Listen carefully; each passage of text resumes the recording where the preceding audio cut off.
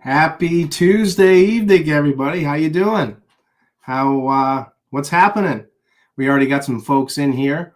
I thought you guys would like an intro. It only took 10 years for me to get an intro. Make sure you stay at the end of the video once we sign off, because there's an outro, I guess we'll call it outro video too. Doing a little bit more playing. Welcome, everybody. I want to give a big shout out to Kurt, 5150, my good friend Kurt Snyder, Under the Bus Network. Rock on, brother. Kurt is the one that put that together for me, and you'll see another one here in a few minutes, or actually not in a few minutes, in a couple hours, actually, on the outro video. And I'll keep that one. I'll keep that a surprise too. But I thought you guys would like the Steinberger, a little bit of Steinberger action there from a couple of years ago when I was jamming on the GL2T. But thank you, everybody, for joining. It is Tuesday, April 29th in 2025. Gosh, where's the time gone? I see Johnny B is in here. Johnny Bean is in here. And gosh, Johnny, it's just about 10 years ago I started doing shows with you. So, man, time flies. No doubt about that. It's crazy. Looks like things feels like it was yesterday. I just actually went back a few days ago or a week or so ago and was on YouTube, and I checked out one of the first or second videos I did with you and Dave and I. And man, time flies. But so here we are, 2025, April. And wow, a lot's happened since the last video that we did, huh? Give a little bit of a shout out to Dweezil Zappa for stopping by Dojo 5150 a few weeks ago. We're going to talk about that, and you know, just all the awesome people out there that I see on Instagram and Facebook every single day. It's absolutely amazing. You guys are phenomenal. I really appreciate you guys tuning in and watching. A couple of weeks ago, Jeff Goebel, Forever Unchained, had me on his show, and it was episode 51, which I thought was super, super cool. I thought that was great. That was a huge honor to be on his show and talk about some of the guitars and stuff like that. And that kind of fuels me, you know. It's there was a while there where I wasn't doing a lot of shows on my channel, but we're going to try to change that and get back into the mix a little bit. And I want to thank everybody out there for giving me the inspiration to do it. As everybody knows, life gets in the way, and family and work and other stuff. You know, getting married, there's always that. So. But it feels great to be back again, and like I said, I really appreciate being on everybody else's shows and everybody having me on, and just, you know, it's just been awesome. I really, really, really appreciate it. And yeah, we're gonna start giving Rob 5150 EVH a little love here, the channel. So stay tuned for some newer updates coming. I'll have some new additions coming. Like I said, I've been doing these things long enough. It's probably about time I start making these videos a little bit more professional and a little bit more interactive. And but hope you like the intro. We're going to stick with that one for a while, and like I said, on the outro, you'll see what we got. We'll have a little fun tonight. We're going to bounce around a little bit and talk about a couple of different guitars. Primarily these ones right back here. We're going to talk about the Bumblebee and the Star guitar. We'll spend a little time talking about I know I talked about it on Jeff's video, Forever Unchained, a couple weeks ago, but I'll talk a little bit about how the whole Dweezil Zappa friendship / visit to Dojo 5150 came and happened, and you know, how that went down and what kind of guitars he played. And we're going to talk a little bit about Dweezil's new guitar, which whoops, well, it kind of looks like that one. And I got a couple pictures of it. And I was lucky enough to be part of be included in some pictures and some information during the whole build, which was pretty cool. And Dweezil actually messaged me a couple of nights ago. I think he's playing live in Buffalo tonight, Buffalo, New York. He messaged me a couple of nights ago and he said, hey, the guitar's all done. Check it out. And he'd already showed me some pictures when we were hanging out that Sunday. And I was pretty pumped to see the finished product. It looks awesome. And then he played it live, and then he messaged me last night and we were chatting a little bit, and I said, hey, do you mind if I talk about your guitar a little bit? And he said, no, go for it. So we'll chat a little bit about that. And we'll talk about a couple new little devices that have made their way to Dojo 5150, which I think you guys are going to kind of like, kind of neat. If you see my Instagram, you probably know what I'm talking about, but I'm already in the process of preparing some music clips, and they won't be ready tonight, but I'm in the process of working them up and everything on that. And then we'll talk about a couple of new projects that are coming their way here to the dojo, and a few other things. But yeah, without further ado, let's see who we have in here. We have our Tabor. What's going on, Kurt? How are you? Thanks again for the help today. Andrew Russell, 44 years today. Fair warning, 1981. Yes, that's awesome. I've actually been in a pretty big fair warning mode lately.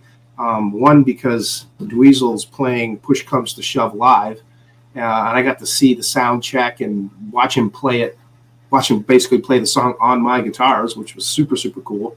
And he's probably the closest one I've ever seen play it to Ed. I mean, it was just amazing. I mean, he's got Eddie's tone, and you can definitely tell that he played with Ed and learned from Ed and hung out with Ed, because he's just got a real special gift to his playing that I thought was pretty cool. And I've watched him play a lot of different music. You know, he's playing his dad's stuff. He's playing, Van Halen stuff. He's playing his own stuff. So that was pretty cool.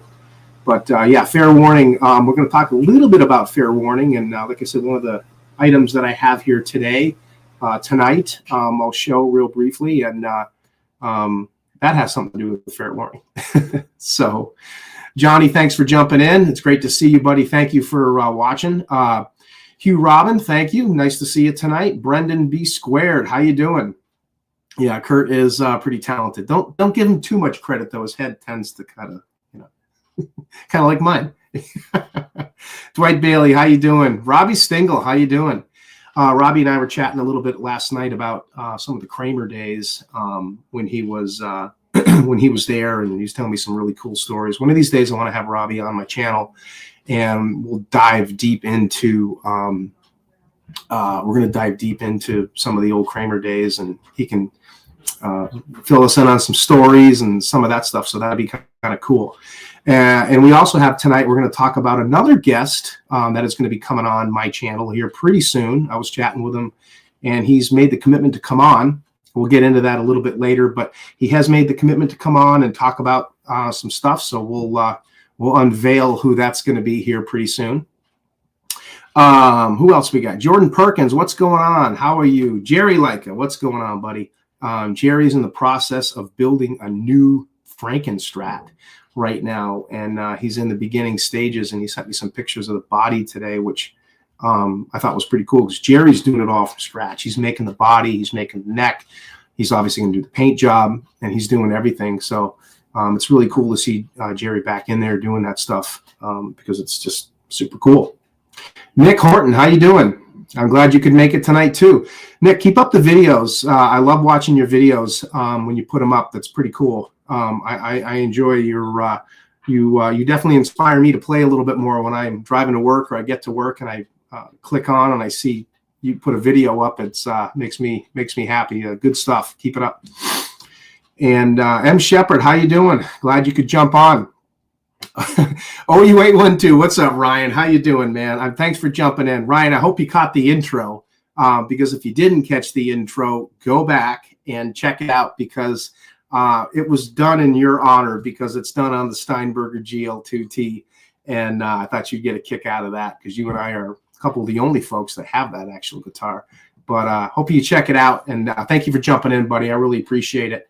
And we got to hang out too, Ryan. You and I got a lot of catching up to do, a lot of new stuff to talk about. So hit me up tomorrow with a message or something, and I'd love to jump on your show too. And I want to have you on mine. Now that I'm back doing these, it's just the motivation is just kicking in. There's so many things I want to do. But thanks for jumping in. So I think that's everybody we got in here so far. So everybody just fire away with your questions, and I will try to get to them as I can. Like I said, I do have an agenda. I have some things I want to talk about, and you folks ask as many questions as you want. Some Dave dude, what's up, buddy? How you doing? Kyle Broughton, hey there, man. I'm glad you could jump in, and I'm glad you could hopefully caught the intro video. But I think it's great to see all you guys here. I really, really appreciate it. Mike McGuire, what's happening? We'll be chatting about you a little bit tonight, and some of the awesome services that you provide us with to make our amazing replicas what they are. And really appreciate that. Andrew Russell says, I think in 1981, that's when Eddie made his original Frankenstein with the original Floyd Rose, like the Bumblebee. He made the Frankenstein back in, well, I think he got it in 75, 77 or so, 78. I believe 77 is when he painted it black and white. But yeah, he was definitely using it in 1981. And it did make some changes with Floyd Rose at that time, I believe, also. And we'll talk a little bit about that, I hope. Chili Beef, what's happening? How you doing? Smallmouth Guy, how are you? So, all right, where do we start? Well, I guess the best thing to do is start with, we'll talk about the Dweezil visit, and we'll talk a little bit about how that all came to pass and how it went down. And I know a lot of you guys have you've seen the videos on Instagram, you saw everything, and you saw, Dweezil's post on it, and he made me a co-producer in the video, which was pretty cool and whatever. I do have some pictures to show and a couple of videos. But basically what happened was with that, we had, first off, I got to give a shout out to my beautiful wife, Jessie, Grayson Mansfield, her son, my stepson, and Darby Mansfield, my stepdaughter. They were upstairs. They're getting ready for bed, and Grayson wanted me to make sure that I gave him a shout out. So love you, bud. And thanks for the help getting ready for the video, because Grayson gave me a hand a little bit today on that. So I would say probably, obviously we've all known who Dweezil Zappa is. We've always been a fan. I've always loved Dweezil's music. I remember when I first heard My Mother's a Space Cadet and Crunchy Water years and years and years ago. I was like, oh, it's kind of, it shouldn't be cool, but it kind of is, just because it was, was inspired by Edward and all that. And the whole story with, I always loved Frank Zappa. I always loved Dweezil's playing. But the whole story on how Dweezil met Edward, and he's told it a million times on his show, Running with a Dweezil. And, he told me personally too, just the whole thing where Ed called, and the next thing he shows up, he's wearing the Women and Children First jumpsuit. It's like smoke and, all backlit, like that's what it should have been. And just as cool. And the little riff that he did, a little pull off riff. So always been a big fan of that. And always enjoyed Dweezil. Was a big, really was excited to see the Rasta in his hands and everything, and geeked out on the pictures of that when he brought it to Norm's Rare Guitars and all that. So we all everybody watching, we've all kind of had the same story with that. I'm sure we all enjoyed the same, the same parts of Dweezil's existence as far as Van Halen's concerned, and also himself too, So I've been following him for years and years. And then when Running with a Dweezil came out, I subscribed to that. I got the 5150 package, really enjoyed it. And, we had Alan Garber was on there, a bunch of our, folks that we know. That was a great episode. Pete Thorne's been on there, Blue Sorrentino, everybody, all the cool guys. Steve Vai was on there, Nuno was on there, just a whole bunch of cool guys. And I really like how they really dug into specifically the Roth era stuff. They kind of blazed through the Hagar stuff a little quicker, and they super blazed through Van Halen 3, which I thought was kind of funny, but it was a really good video, or a really good video podcast series. I really enjoyed it, and still do, and I go back and check some stuff out.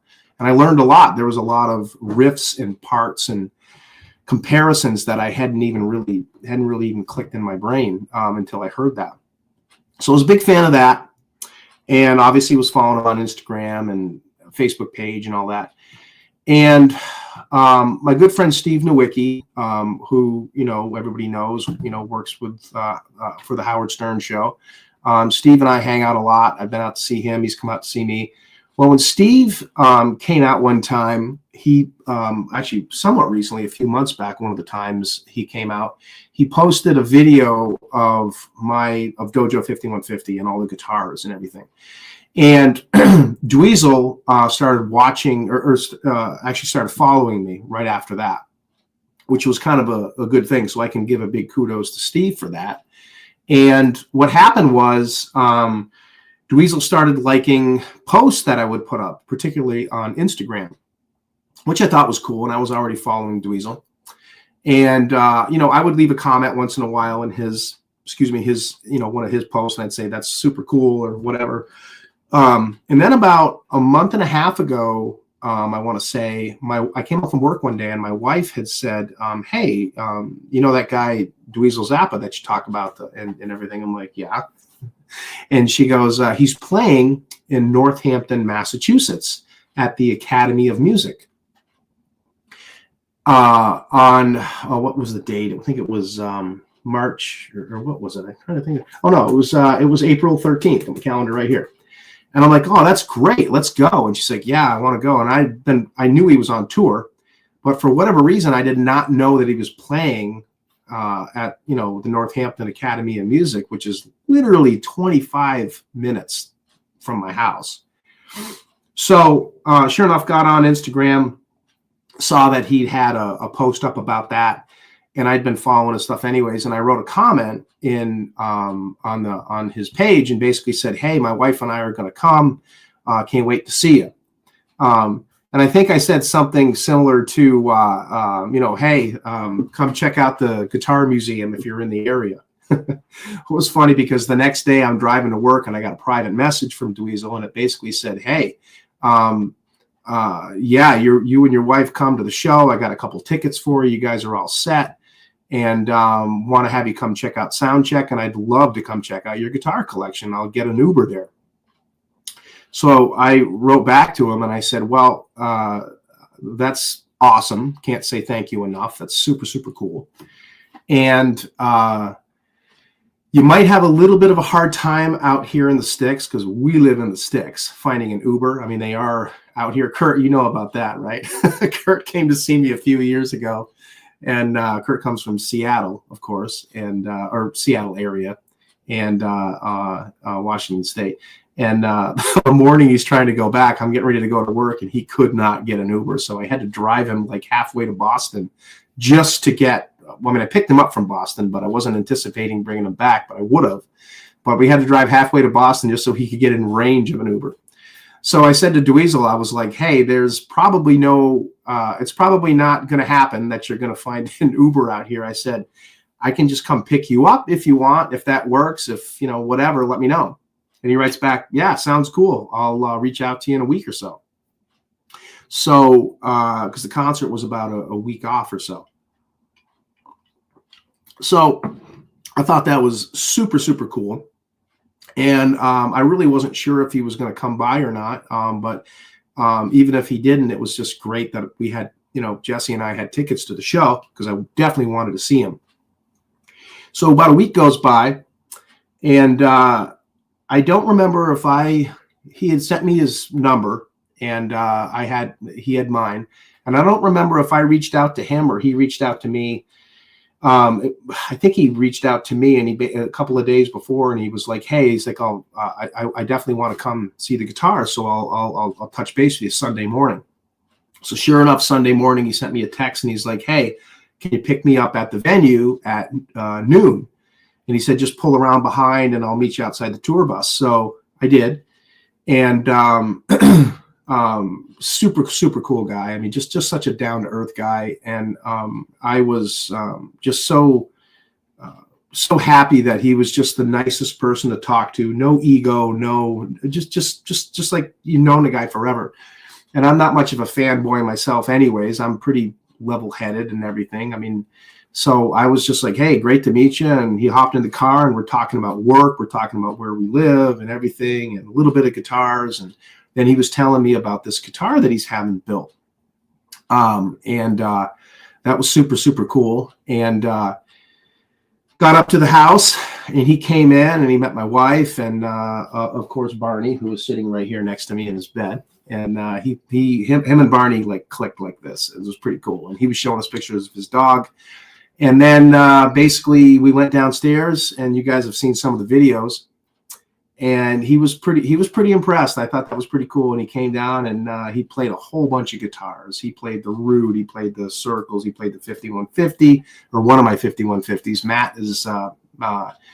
Matt Anthony is finishing up my 88 era, which should be super cool here. I was chatting with Matt the other day. What else did he play? He played the Shark guitar, the VH1, and he didn't touch the Steinberger, which I thought was cool. He looked at it and he'd already played them before, and he did pick up the Rasta, and which I thought was cool. He said that my Rasta looked amazing. He was pretty impressed with the vomit on the back, but he did say that the real Rasta was heavier than mine, which I thought was pretty cool. And no, I'm not going to go do another one. I'm very happy with mine as it is, but. So we played for a while. We hung out here for about an hour and took some videos and some pictures. And then I drove him back to the venue and we hung out and I got to play through his rig. I got to play through Frank's original Les Paul. I think it was a 59. I'm not sure. And then Frank's SG. And it was just super cool. And wished I'd taken a few more pictures, but like I said, I'm just having a good time with him, and I'm not much of the fanboy, so I wasn't, take a picture of me, this, take a, so, but I do wish I got a picture of me playing Frank's Les Paul. But that was pretty fun, and then we watched the sound check, and I got a full video of him playing Push Comes to Shove, and it was just super cool, amazing. And then we watched the show, and then after the show, everybody started leaving, and Dweezil sent me a text, and he's like, "Hey, come on backstage and say goodbye." And I introduced him to my father and mother-in-law because they had come to the show too. They bought tickets and got to hang out with him for a few minutes, and then he left, and it was just a super, super cool visit. And since that time, we've chatted a little bit here and there, and I hope to see him again one day. Him and his wife are more than welcome to come hang out here. And it was definitely, I think the coolest thing about meeting Dweezil and having him here and play all the guitars and all that awesome stuff was, it was just nice to meet a new friend, and he is a super cool guy. And I'm happy to say it does feel like I met a new friend, and, definitely have a new contact, and hope to see him again soon. And it was just a great time. And I will show a couple of pictures, and then a video of him playing, and then I'll show the guitar, and then we'll go back to the chat and see what we got. So here is a picture of him and I downstairs in the dojo. That's about, I think that's right after he got done playing. And here's another one. Jessie, my wife, Dweezil, me, and of course Barney. Barney had to come down and hang out. And then when we got to the show, this is Dweezil playing his dad's SG. That's me and Dweezil back on stage, pre-sound check, just kind of hanging out. And let's see, what else have I got here? So I'll show a couple little videos here.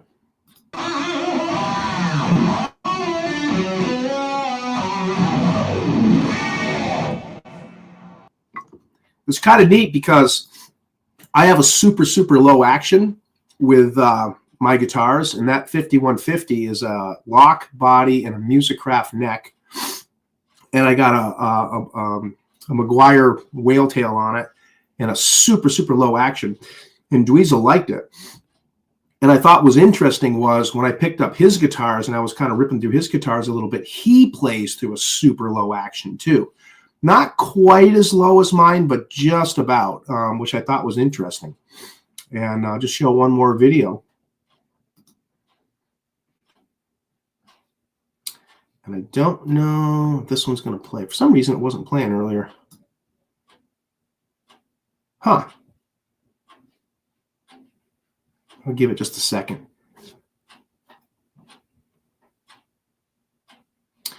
This was the longer version video, and he plays the Push Comes to Shove solo. And I had it all pre-loaded. Let me just try one more time, see if I can...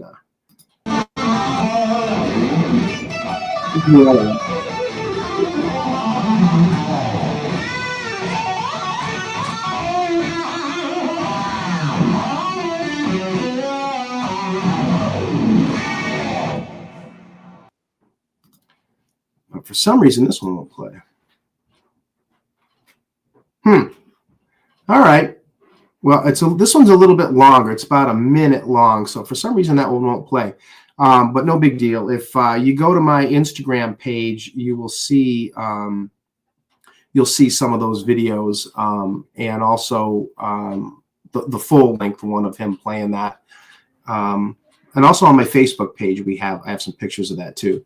So that was a super cool day. And one of the things that Dweezil had was talking about was he was having a custom guitar, and I'm sure everybody in the chat has seen this guitar on his page, and it was it's the Star guitar motif paint job, and on the back, I don't have pictures of the back. Dweezil showed me some pictures of it, but it's actually Eddie said UBOB 2. Well, Dweezil says I believe it's UBOB 3, which is pretty cool. And it's a Strat style body, and it has the Dano style neck, and this is a picture of it, and as you can tell, it's got the Coke bottle headstock, custom made, and I believe it's looks like it's a Fender logo, but it says Fugly guitar. So pretty cool. And I know Donnie Ward was instrumental in working with Dweezil on this build, and some other folks as well. So I got some really cool sneak peeks on this. So super job on that. And here's another one. This is the picture Dweezil sent me backstage the other night when the guitar was complete. I think that's a Charvel or one of those Vega, not Charvel, sorry. One of those Vega trems. I think that's a Vega trem. I could be wrong, but I believe that's what it is. And just such a super cool guitar. He told me what pickups he had in it, and I don't remember. If anybody, I don't know, Donnie, if you're in the chat, feel free to chime in. But yeah, just super cool guitar. The paint job was amazing.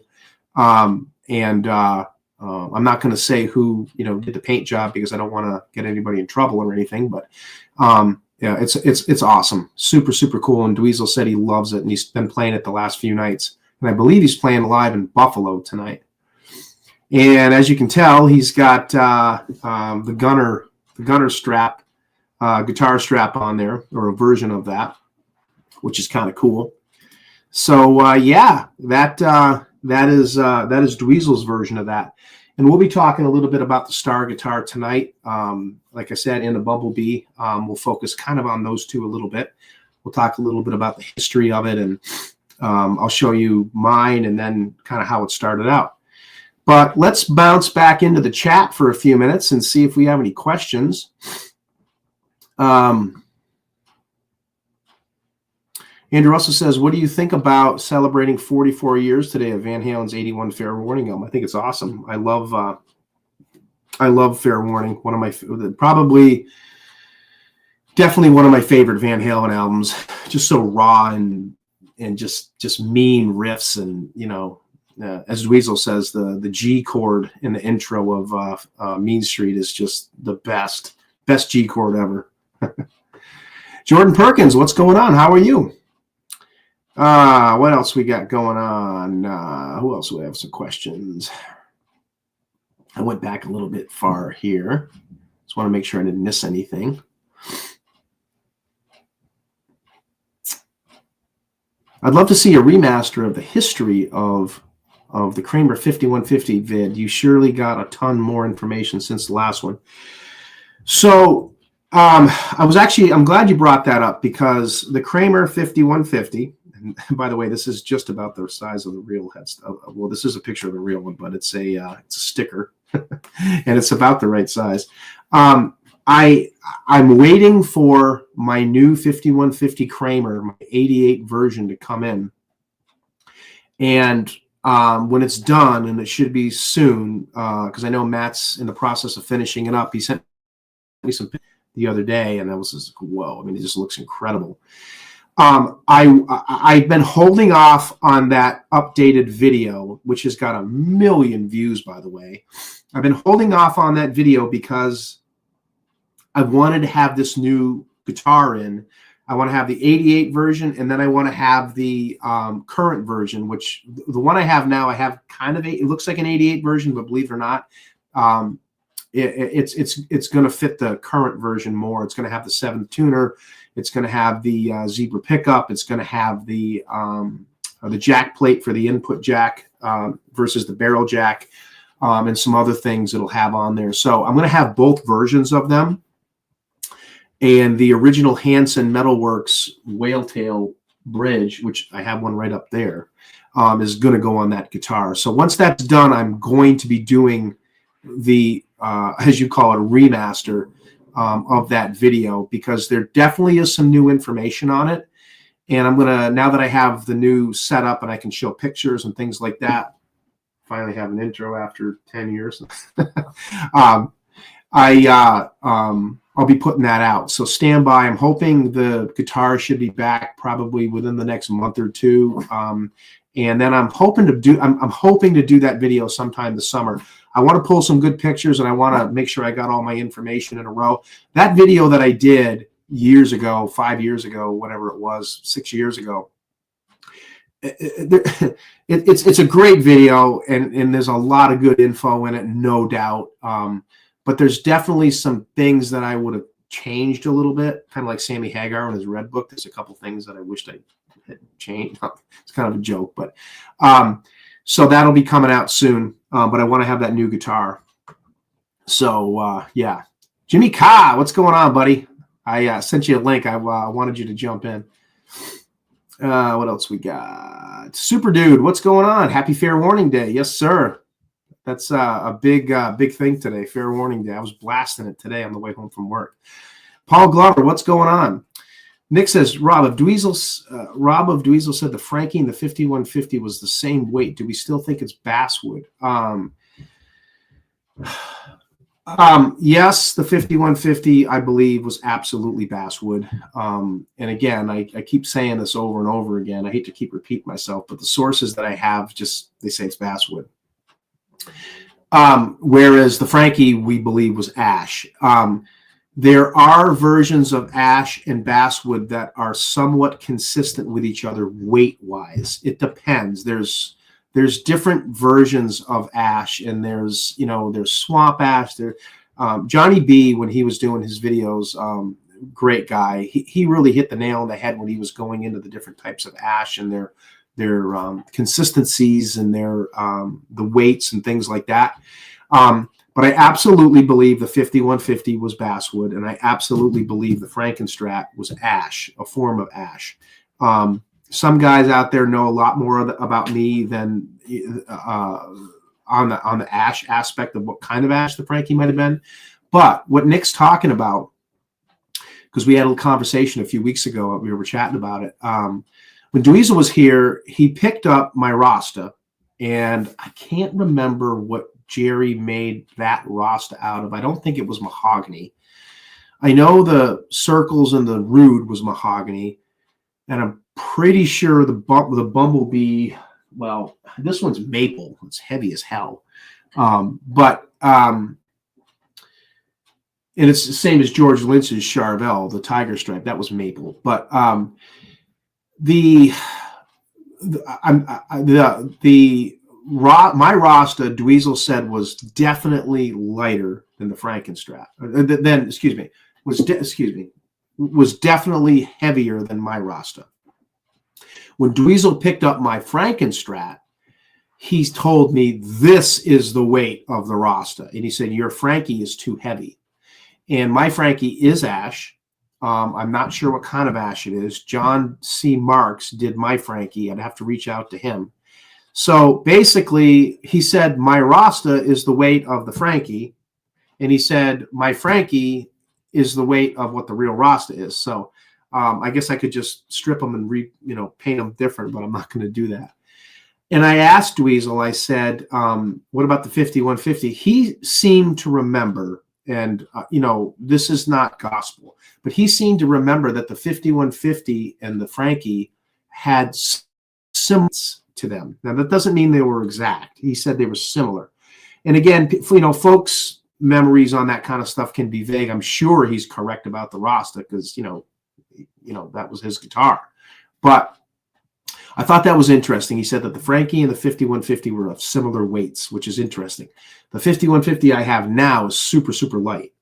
And I did not ask him if that was consistent with what he remembered. There was just so much happening and whatever. But it's interesting to know about that. But I still believe that the Frankie was ash and the 5150 was basswood.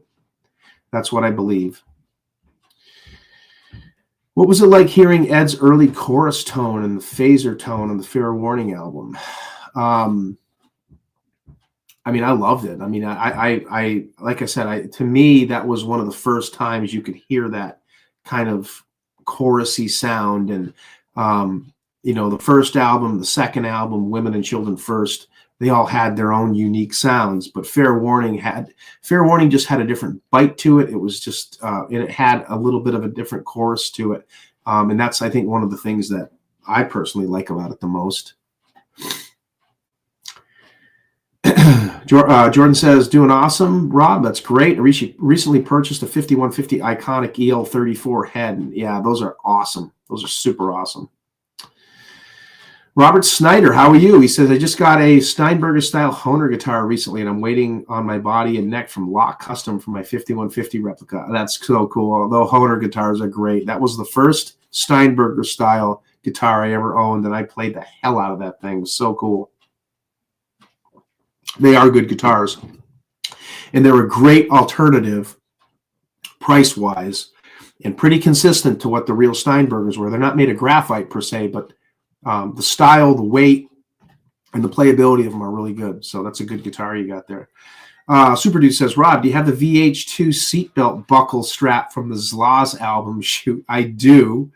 And I'm glad you reminded me of that because I was going to bring that over and I forgot. And if you hadn't reminded me, I wouldn't have got it. So stand by real quick.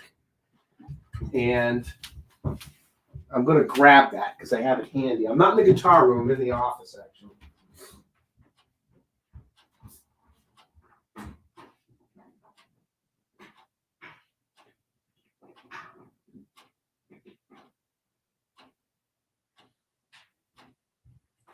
I'm glad you said that because, like I said, that's the one thing that I forgot to grab. So you guys are definitely reading my minds. And I'll show these in a few minutes when we talk about the guitars. And just go through a couple more questions here. What's your thought on the new Sammy Hagar? I had a dream tune, off topic, I know. M. Shepard, how you doing? I knew this was going to come up, and I'm glad it came up. And I'm going to give you my opinion, and it might not be the popular one. And I'll make it quick. I personally love the song. It's typical Sammy Hagar, rockin' tune. The lyrics, people say, though, I've already heard the lyrics are dumb and whatever. Well, all rock music lyrics are dumb, if you want to call it that. It's, they're not, it's not rocket science to me. It's a rockin' tune. It's a tribute to Ed. Some folks have said, well, his motives are just to put himself out there and whatever. Well, whatever. But at least somebody is. Al is out doing his book, has been out doing his book, and that's awesome. I think that's super cool. And, so glad to see Al with the interviews. I've seen them all. I listened to them all. I have them on my phone. I listen to them in the car. And, you got Wolf is out doing his thing, which I think is absolutely super, super awesome. I'm glad Wolf's doing his thing. I've seen him live twice. I love his albums. I love his new guitars. And Dave is, whatever, Dave's doing his, as Eddie said in 96, he's doing his shtick, this piece, whatever. I don't go for any of the Dave stuff that he's doing. I just don't care for it at all. I think it's lame, but whatever, he's doing his thing. It's great to see him out there, I guess. Hagar and Mike, regardless who the guitarist or the drummers are the only ones that are ever going to play the Van Halen Hagar era songs, because Al's never going to play them. Wolf's never going to play them, nor should he. So somebody's got to play them, and why not the guy that sang them and the guy that played bass on them? And my wife and I saw them live back in the summer, and I thought they were great. I was not a big fan of Satriani on the Howard Stern. When he was playing them, I was like, this isn't going to be great. But I will say, I think he pulled it together. He's not trying to be Ed, but he did a good job on the songs. And I thought the concert was great last July, and I'm glad they're out doing it. At least that's all we're going to get from Van Halen-ish type stuff live. We're not going to get anything else. So take what you can get. And as far as the new songs concerned, I like the video. I like the intro to the video, how Ed's hand, touched his shoulder, and then how it shows him walking away with the white suspenders with the Frankie style guitar. I think it was classy. I don't look at it in a bad way. I read something online the other day that even Al gave it a note with a thank you. I don't know if that's true, but I saw that on YouTube. Al's very quiet about the Hagar thing, and I understand it. I don't understand the details, but I understand that's just the way it is, and it is what it is. But I liked the song. I think it keeps us fans satisfied. I don't know how anybody can say, oh, it sucks, it's horrible. I mean, well, then don't listen to it then. Just listen to the old albums. But that's all you're going to have, because you're never going to hear, anything else. At least Hagar's still out there. He's tuned down a lot more, but he's still got it. The guy's 75, 76 years old, and he's still out there singing, and he sounds good. If you listen to Roth in 2015, live stuff, we'll leave it at that. So, and I'm just going to, that's just how I feel. I think it's great. Frank was a very heavy, the Frankenstyle, Chili Beef says, Frank was a very heavy Northern Ash body, 5.5 pounds just for the body. 5150 body is basswood, and no more than 3.5 pounds for the body. Chili Beef, that sounds about right to me, because 5.5 pounds and 3.5 pounds, 2 pounds from a memory would, to me, seem similar. So I personally believe that that's probably correct. I'm right on point with you. That's what I think. And that's where I'm coming from. Rasta is mahogany. Yep. Okay. That's what mine is, Jerry. Okay, great. Well, mine must be a lighter mahogany. And Chili Beef says original B was heavy ash. That, you know what? Mine is too. Nick Mendolora did this. It's a lock body. I'll show you in a little bit, but that is a heavy ash. Yep. Did you see Sammy Hagar and Michael Anthony perform at Stagecoach? Yeah, I saw that today. I scammed through it, so I'm gonna sit down and check it out and rip all the audio for my for my car ride, because it sounded pretty good. Your Rasta is a Musicraft mahogany straight from Scott. Okay, great. Thanks, Jerry. Your circles and roods are mahogany as well. Yep. Jerry's saying this because he's the one that did these for me. So that's great. Rob, what guitar have you been playing the most lately? Probably my Blue Frankie, my Blueberry Frankie. Have you seen Simon Hosford's note-for-note video of the Live Without a Net solo? I have. Eagle-Eyed 73, how you doing, man? Thanks for jumping in. I have seen that. Yes, it's super awesome. Excuse me, Nelson Rodriguez, what's going on? Jerry says new Sammy is meth. Yeah, I know. Hey, Justin, how you doing? Justin says he's working on somebody's 918V. Wonder whose that could be. All right. More to follow on that. All right, here we go. Let's jump into, let's start with this one.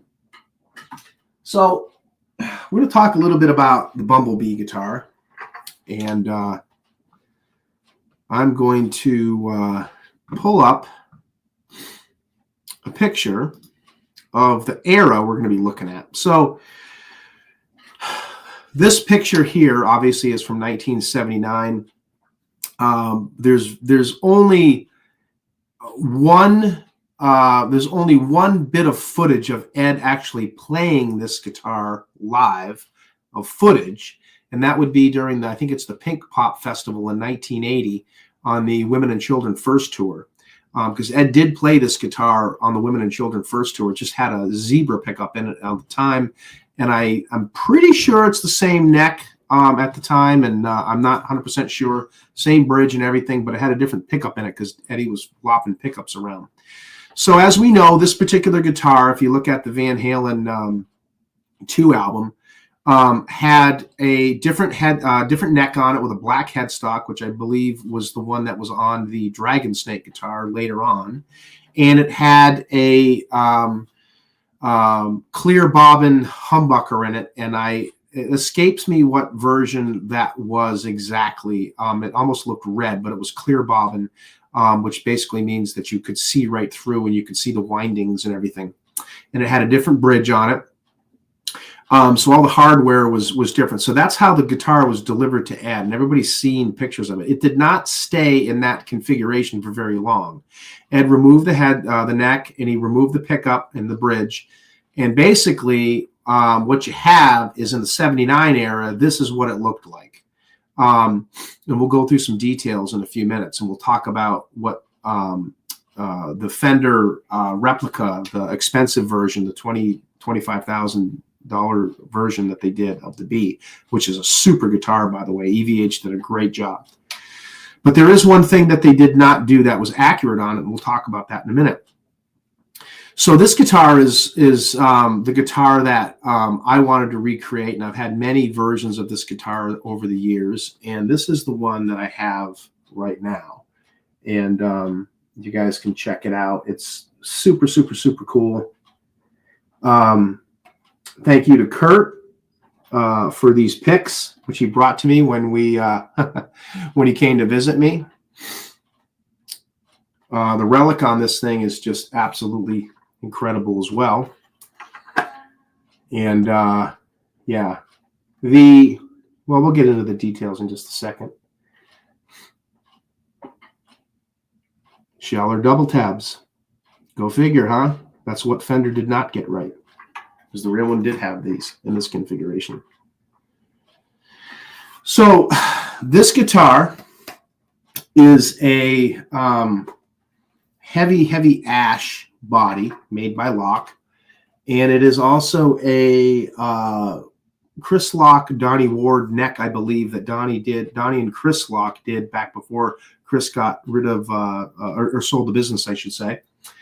And they did a great job on it. And I wanted to recreate, like I said, this is probably the 7th or 8th, Bumblebee guitar I've had in my lifetime, and it's definitely the best of best. Nick Amendolara did the paint job for me, and he did a factory style paint job, and then he also, the kid, and he also did the relic on it. And the neck, like I said, was done very, very professionally, with the knots and everything in it, like the real one.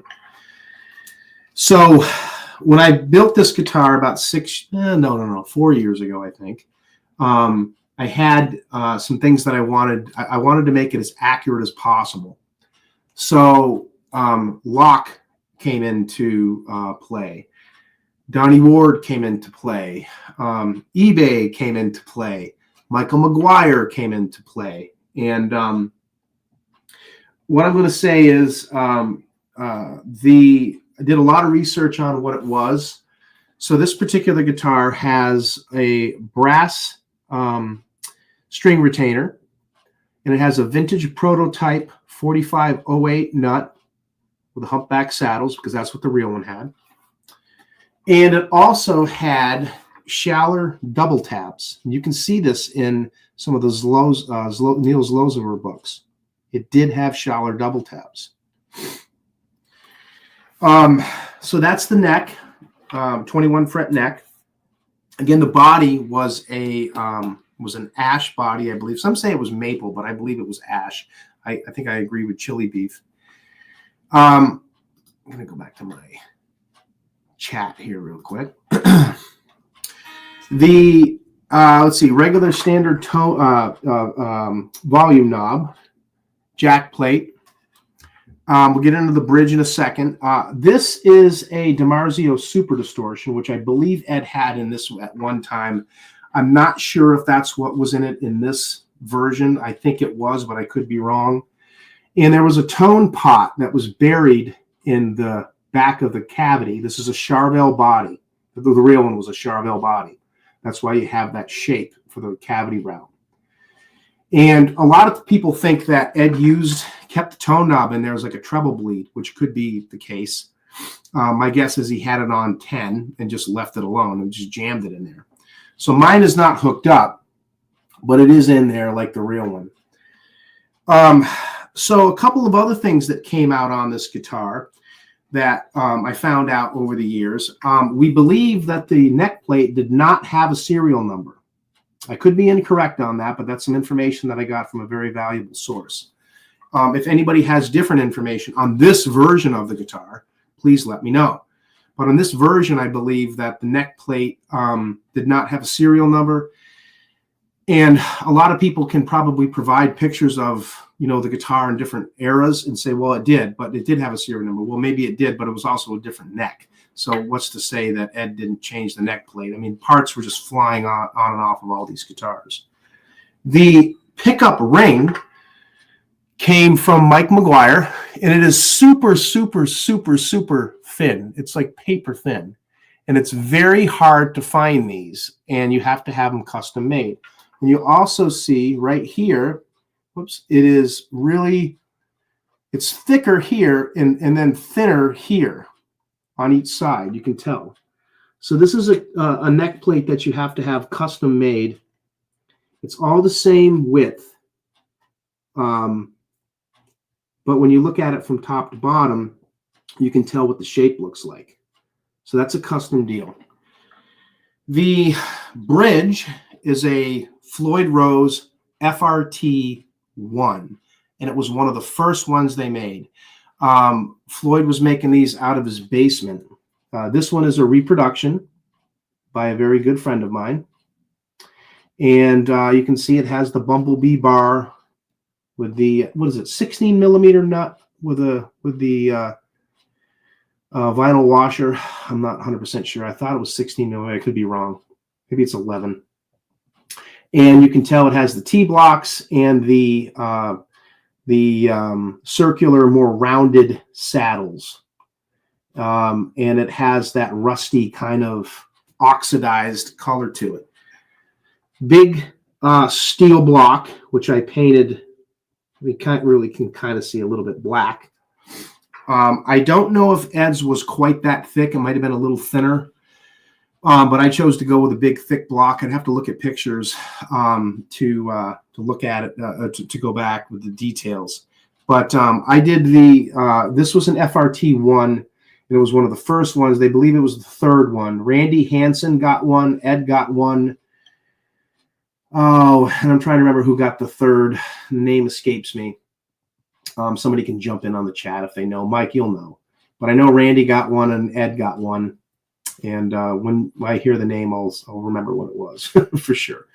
But yeah, this is a great bridge. I did a little trick on this. It was chrome when I got it, and I used muriatic acid, dipped it in muriatic acid, and let it sit in the sun for about an hour, then pull it out, and then it ended up looking just like this. And I was very, very happy with it. I did not do that with the saddle screws. Take the screws out and just dip the base and the saddles in without the blocks. And that's how I did that. This is a great guitar. It plays good. I'm not a big fan of the FRT 1s from a playability standpoint, just because I like the fine tuners on a replica. Gotta have it. But yeah, way out of tune.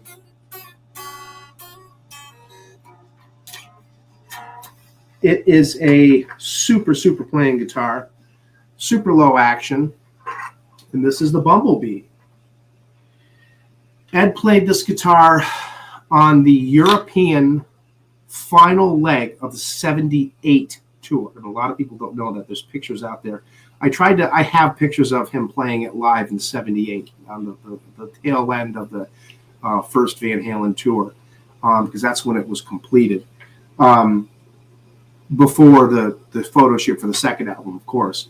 But a lot of people didn't know this guitar was played on the tail end of the VH1 tour. It was just done and played in the European leg of it. And at that time, I believe it had a different pickup in it too. He was all swapping stuff out on it. I have a fake blood stain here on the 10th fret. Some say it was blood. Some say it was paint. Some people even say it was paint from the Frankenstrat when he was painting the Frankie red. This guitar was being painted at the same time. I think this guitar was painted at Charvel. I don't believe. Carl Sandoval says he painted this guitar, which I believe be the case. But the next kicking around, this could have been red paint as well as blood. My guess is it's paint, but again, that's up to speculation. And then Ed played this during the Van Halen 2 tour. He also played and make note that when this guitar was being built and played is right around the same time at the end of, at the beginning of the 79 tour is when Ed painted the Frankenstrat red. That's when the red paint went on. So that's why a lot of people believe this neck was in the area when Ed was painting the Frankie. We'll never really know, but kind of cool information if it was. And then after the VH2 tour, this guitar went through a couple of different changes, different pickup. I think the bridge was the same, and he did play it. It was in the studio for Women and Children First Sessions. You can see it in Sunset Sound, Amigo Studios. And you can also see Ed play it at the Pink Pop Festival, which I believe was also in Europe on the Women and Children First tour. That's the only footage that we have of them playing this guitar. But with all this new footage, guys, that's coming out, I am pretty optimistic that we're going to get some footage of Ed playing this thing one of these days. It's just inevitable. I would love to see some footage, not just pictures of Ed playing this thing, because this is a super, super guitar. It's a great guitar, and I'm very happy to have this replica. I've seen the original Fender EVH version of this, and they did an outstanding job on it. Everything on this guitar is basically exactly the same as that. The only difference between this one and that one is mine has Schaller double tabs and those don't. I'll take this one for a fraction of the price. But those are awesome, awesome, awesome guitars. So let's jump in to see what we have for some more questions here. See if we got anything on this. Let's see.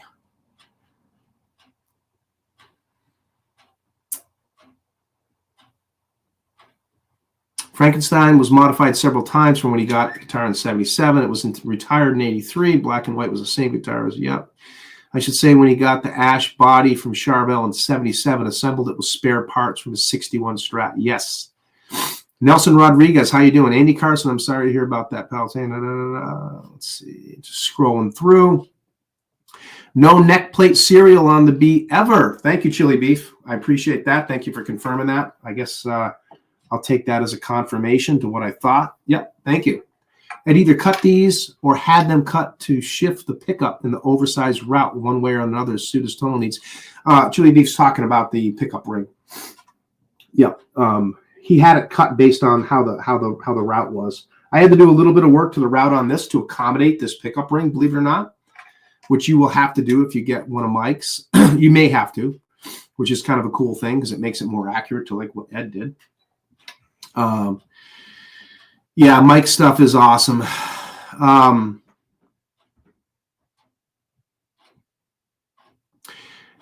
Andy, I'm seeing here something about your dad. I'm really sorry to hear that. I didn't catch that up earlier, but my thoughts and prayers.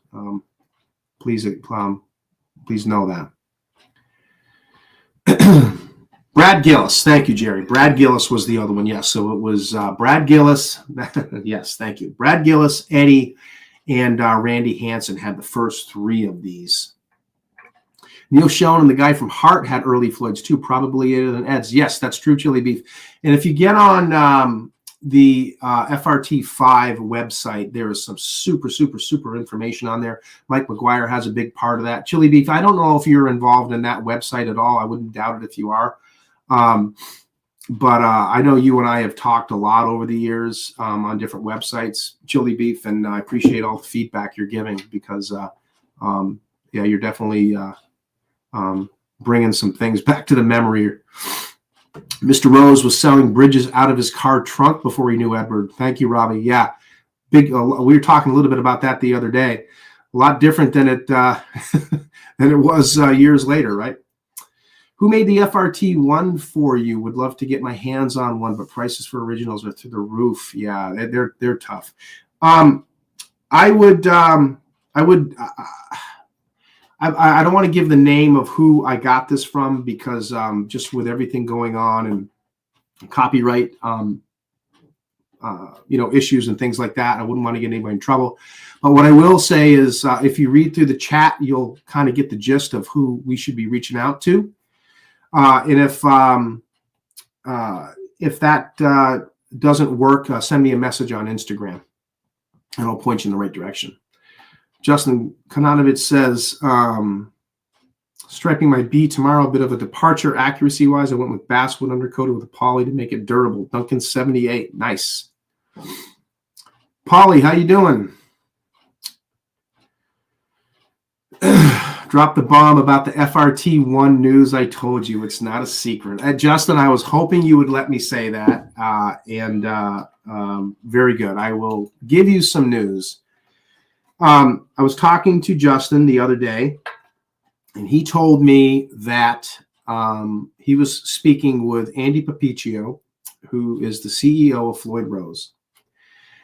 And they will be, within the next 60 days, I believe is what you told me, Justin, correct? So actually back to Damn Funk, this might be the direction you want to go. Because I might be upgrading this. And I shouldn't say upgrading, but making it, I don't know. We'll see how they come out.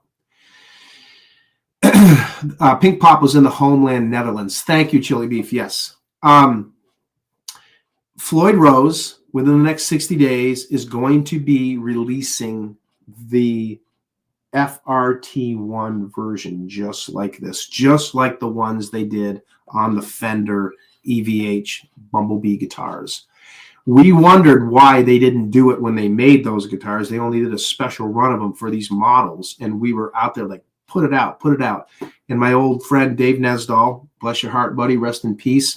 And the two of us were actually talking to Andy Papiccio and about putting these out. Like, hey, you're going to release them to the general public. You already made them for this guitar. You reinvented them. Do it again. And basically the feedback was that we'd heard, and I totally understand it's a business decision, was, well, there's just, there's not enough people to make it worth our while. There's guys like us, but we're a small number of people, believe it or not, that really focus on these exact replicas. You got people that want to buy the Stripe Series guitars. You got people that want a Van Halen tribute style guitar, but you don't really have a lot of people that are going to want to pay, $400 or $500 on a Floyd Rose. It just doesn't, I get it. So from a business perspective, it wasn't worth it to them to invest to make this bridge or a recreation of the Hansen Metalworks FRT5, the whale tail. It looks like that is changing now. I'm hoping that the whale tails will be re-released, but according to Justin, who spoke to Andy Papiccio from Floyd Rose, these are coming out, and they're coming out soon. So let's see what happens with that. So that is some big news, and I'm glad I was able to put that out on the show. Let's see what happens. Thank you for letting me put that out. The same ring ended up on the Dragon Snake guitar. Jerry's talking about the pickup ring. Yes, this one here, and I actually have one on mine. Oh, Chili. Oh, Donnie, that's you. I didn't even. I knew. Okay. Hi, Donnie. Got it. Now it clicks. I'm getting old. Okay. Now it's making sense. Yes. Okay. Thank you. All right. What do we got? Clayton James Hicks. How you doing? I got a Jackson guitar with a Floyd Rose JS34 Q1. I got the purple one. Nice. Will the new FRT1 be bare metal? According to what Justin told me, and Justin bounce in here, it is going to be non-chromed. Same shape, same saddles. Yes, everything is going to be exactly like this, like they did on the real one. The Bumblebee, the remake, yes. Chili B says, my guess is that there'll be a clone of the Japanese FRT1 like they did in the master build. That'd be cool. There'll be an option to get bare metal, same shape and everything as they did for Fender. Okay, great. That's what I was hoping. Is there any chance that you know where to buy an FRT whale tail as well? Hugh Robbins says, well, if you can find one, they're like a real one.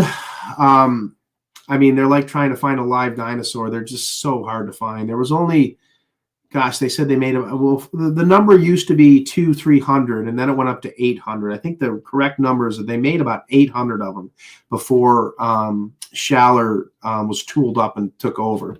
And then Fernandez Japan continued on with FRT7s.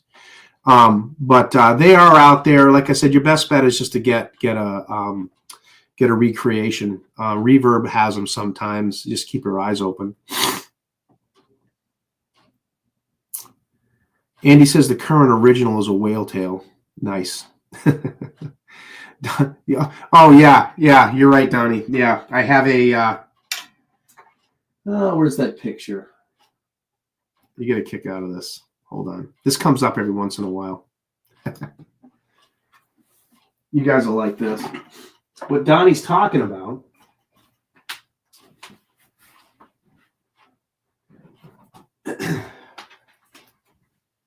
is, and I don't know if he was just pulling my chain or whatever. This is at NAMM 2019. It's me and Floyd Rose. And I was talking to him. I'm showing him pictures of a whale tail. And I was talking to him about the differences, and he's looking at it, and he says to me, oh, yeah, we make those. We still make those today. And I was like, eh? What? And, no, I'm not going to argue with Floyd Rose. No, you don't make the whale tails unless there's some secret underground operation going on that only a few of us have access to. Let's see. What's the story behind the Star guitar? I've seen a 10-minute footage where Eddie played that guitar in 1980 Invasion Tour in some Spanish TV show called Aplauso. Yeah. Somebody just sent me that footage. I've seen it before, and here's where I'm going to rely on a couple of you guys. The Star guitar, actually, I'm talking, never mind. I'm talking about the Dragon Snake. I don't know if that's what you're talking about. I think the Star guitar was played in one of those shows, and I think they did You Really Got Me, I think, on it. Yeah, he played the Dragon Snake in a couple of them, and then the Star guitar in another one. So let's get into talking about this guitar a little bit. We already talked about Dweezil's version of it, and I painted this one myself, and I'll get into it a little bit more detail in a second. But first, let's look at a couple pictures. So this is the guitar that we're talking about, the Star guitar that Ed played live during the Women and Children First Invasion Tour. This guitar actually went through a lot of changes, and it did not look like this in the beginning.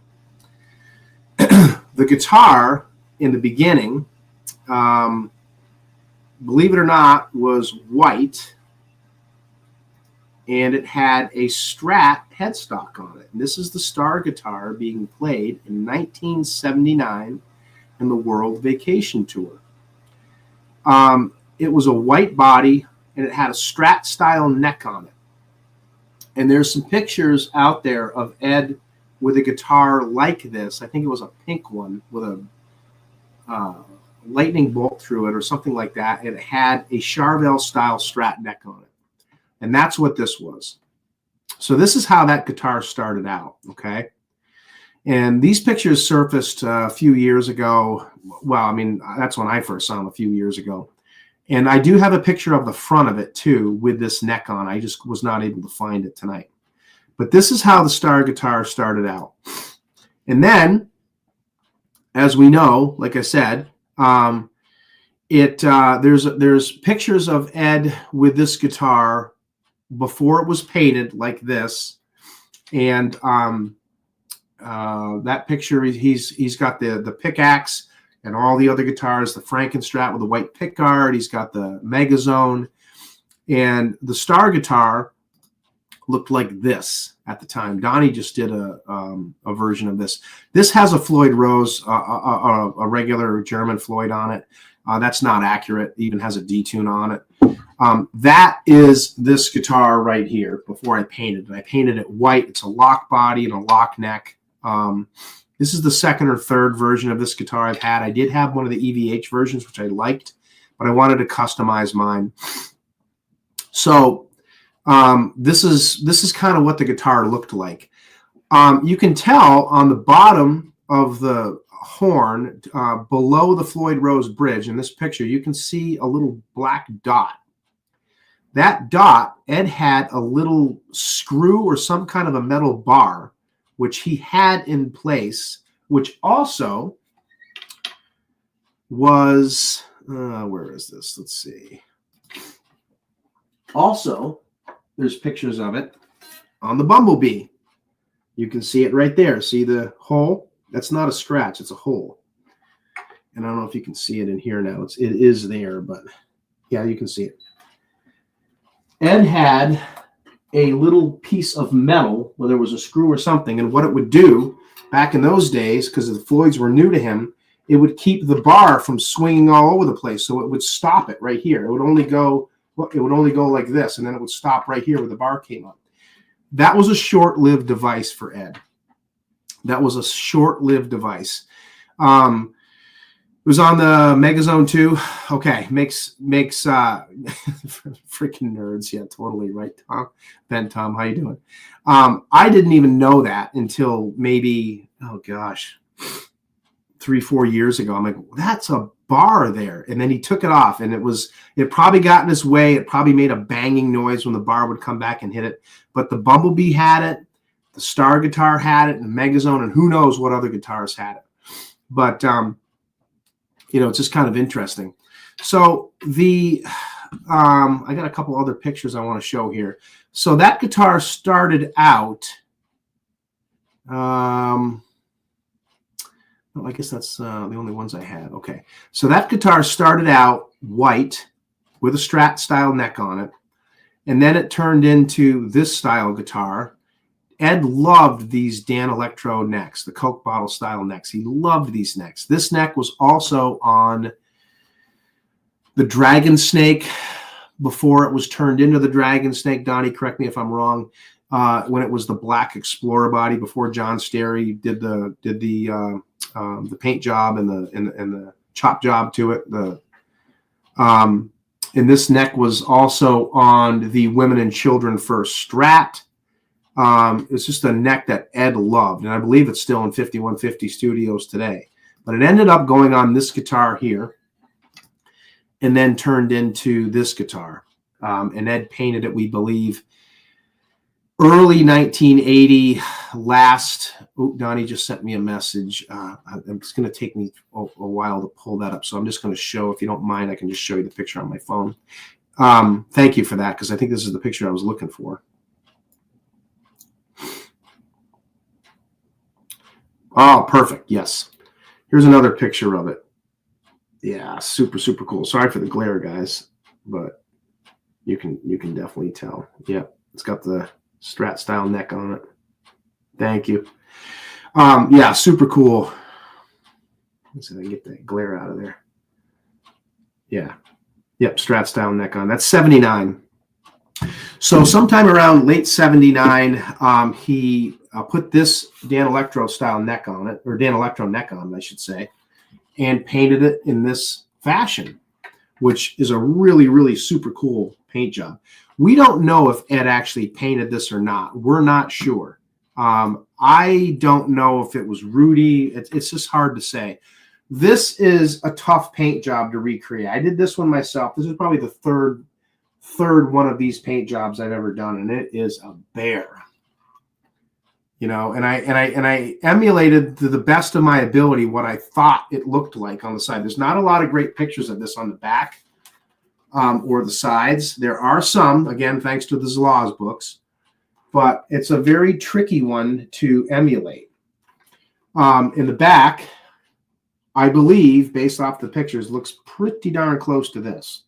And Ubob 2. Now, Dweezil says Ubob 3. Ubob was, there's a story behind what Ubob meant. It was some kind of a slang joke, kind of like the EVH root in the neck pocket of the Weird Shapes guitar. For some reason, there was something that Ubob meant something, and I remember reading about it one time, but I can't not remember what it actually meant. But it was meant to be a joke, so they threw it on there. On this guitar, Ed had a it was also an FRT 1 or a 2. Well, we're not sure he played a 2. This is where I get a little fuzzy. It was either a 1 or a 3, but it did not have fine tuners on it. This is an FRT 4, a double eagle version that I threw on there. Oh, hi. Want to say hi? My beautiful wife just brought me a drink. Watch out, Barney doesn't bite your foot. I know. He's trying to. Yeah. Hello. How you doing? Thank you for the drink. Welcome. Appreciate it. Have fun. Yep. Watch the dog. She loves all this geeky stuff. She just thinks it's the great. Yeah. I have so much to say. Yeah. She's like an expert on Floyd Roses and FRT. Yeah, right. Okay. Anyways, it's embarrassing sometimes for me, but it is what it is. Thank you. Now I have a yellow cup and a red cup. Super cool. But this is an FRT 4. It's a double eagle. I have a real Fernandez FRT 4 up there too. I just had this kicking around, so I thought it was a good bridge to put on this. But this bridge is not accurate to what Ed had on his. But this is the Star guitar. I got to switch the tuners out. These are Gattos. I'm probably going to put some Schaller double tabs on this thing at some point. But yeah, it's a great guitar. And my good buddy played this live at one of his shows one time, and I thought that was super cool. I'll have to pull up some videos at some point. Let's see what we got for messages here, or for comments, I should say.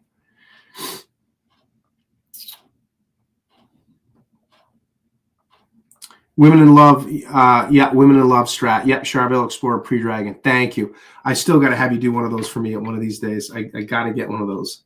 The Dragon had a dolphin headstock. Yes. Dan, later. There's pictures. I'm going to get into that. That's going to be another video I'm going to do. And Donnie, I'm going to chat with you first to get my facts straight.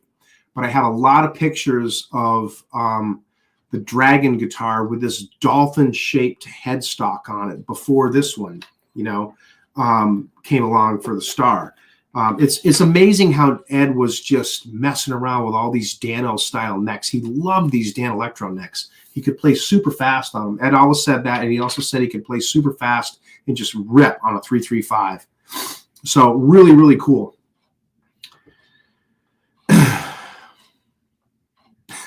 I love when Rob says, Donnie, correct me if I'm wrong. It's like a Senate hearing. Robbie says, it's Whale Tail Fernandez, same as FRT5, solid steel base plate, 2 rows of saddles, adjuster, saddle adjuster screw holes in the T-blocks, big steel block. No one knows what happened to the original Star. Last seen in 84, right. Well, the last time we saw it in 84 was on the guitar. was it Guitar World or Guitar for the Practicing Musician? I think it was Guitar World. I'm not sure. I have the magazine over there, but Ed's just holding the body. And then there's a picture of Ed and Steve Rosen holding it too, along with a Rude. So this guitar this body never really had a home after that, as far as we know. I wonder if it's kicking around 5150 or if it's in private hands. Who knows? Or you just chainsawed it. Who knows? And it's funny. That's a good point too, because when they made the EVH version of this, they did this style headstock shape, which I thought was kind of cool. And the body was cool. It was a great guitar. I used to have one. But the paint job was definitely not accurate. There was a lot of stripes that were missed. The back did not say UBOB 2. It didn't have, and it did not have this. I couldn't remember if it was this stripe that went around the perimeter or this one. But one of those stripes was not included in that. So my guess would be they went off of some pictures and made it a tribute guitar, and they did not have the real body to go off of. I could be wrong, but it was off enough to where I don't think they used the real one. Andrew Russell says, I think I've seen Ed play that white star guitar and the Dragon guitar in Fresno 79. Yep. There's video of that. Kurt says he's just been watching from his phone. Rob Starr and Rude were the nicest guitars out of his large collection. Amazing necks. Thanks, Kurt. Yeah, they're great. Great craftsmanship. And again, it's not in tune, but I mean, it's a super fast neck. I love it. Frets are great on it. So the Star guitar. How are we doing for time? No, we still got some time. We'll chat about a few other things. World Invasion Tour guitar. So played live, just to summarize, played live in 79, white with a Strat headstock. The original Charvel Strat style headstock. Neck was taken off. This neck was put on. Body was still white in 79, early 1980. And then prior to the tour, this paint job was put on this guitar. UBOB 2. And we believe it had an FRT1 on it at the time. The pickup, this is a 78, Duncan 78 that I put in this, and it sounds great. That obviously is not what Ed had in his. We're not sure if it was a Gibson Path. I don't know what the pup was in it. Ed probably didn't even know, but we wouldn't even have known at the, more recently. But my guess is it was probably a Duncan or a Gibson PAF or whatever. But super, super, super cool guitar. And again, just going to give a little bit of credit to Dweezil's guitar. As you can tell, this is the stripe motif that Dweezil went for, which I thought was super, super cool. And also went for that same headstock shape, which is kind of a neat blend. Here's another picture of it completed. Really, really cool. I like how they got kind of creative with the star by the volume knob. Hence the star, right? Kind of cool. Really neat guitar, and I'm glad Dweezil's enjoying it. A lot of people don't like this headstock shape for this guitar. I really like it a lot because it's different. And the same reason why a lot of people don't like the Dano style neck that's on my Rude, the end of the Fair Warning, tour, and switched out the maple neck on that and put the rosewood neck on it with the was not this neck. It was a different shape. It was like a 3x3 kind of upside down kind of Wolfgangish type style headstock. You guys know what I'm talking about. I always enjoyed that type of a style. It's different, Let's see. CHS Custom Guitars. What's going on, Craig? Hello. I'm at the bowling alley, bowling in a league. Just dropping by to say hello. How you doing, buddy? Good to see you, my friend. Yeah, there's some good stuff. So go back when you get a chance, my friend. What else we got? Just checking out the messages here, then I'm going to go on. Okay, cool. All right. I was hoping that I could play that video of Dweezil, but for some reason, I'm going to try it one more time and just see if it works. And if it doesn't, that's fine. Nope, doesn't look like it wants to play. Ah, that's too bad. Well, this is basically a video of him doing the entire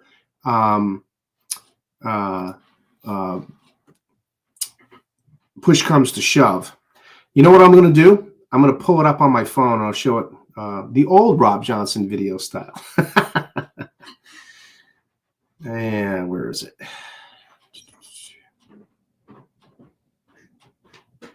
I got it right here somewhere. Oh, here it is. Okay.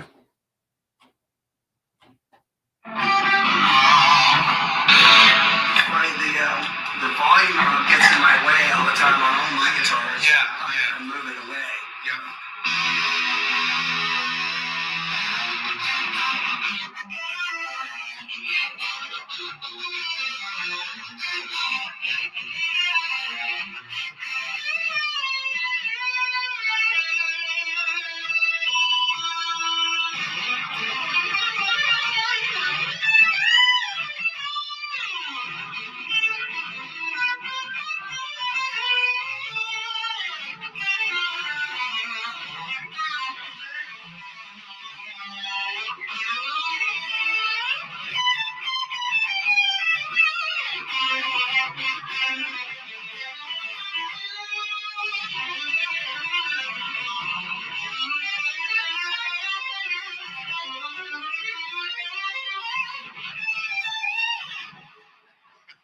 Bernie had to come over and say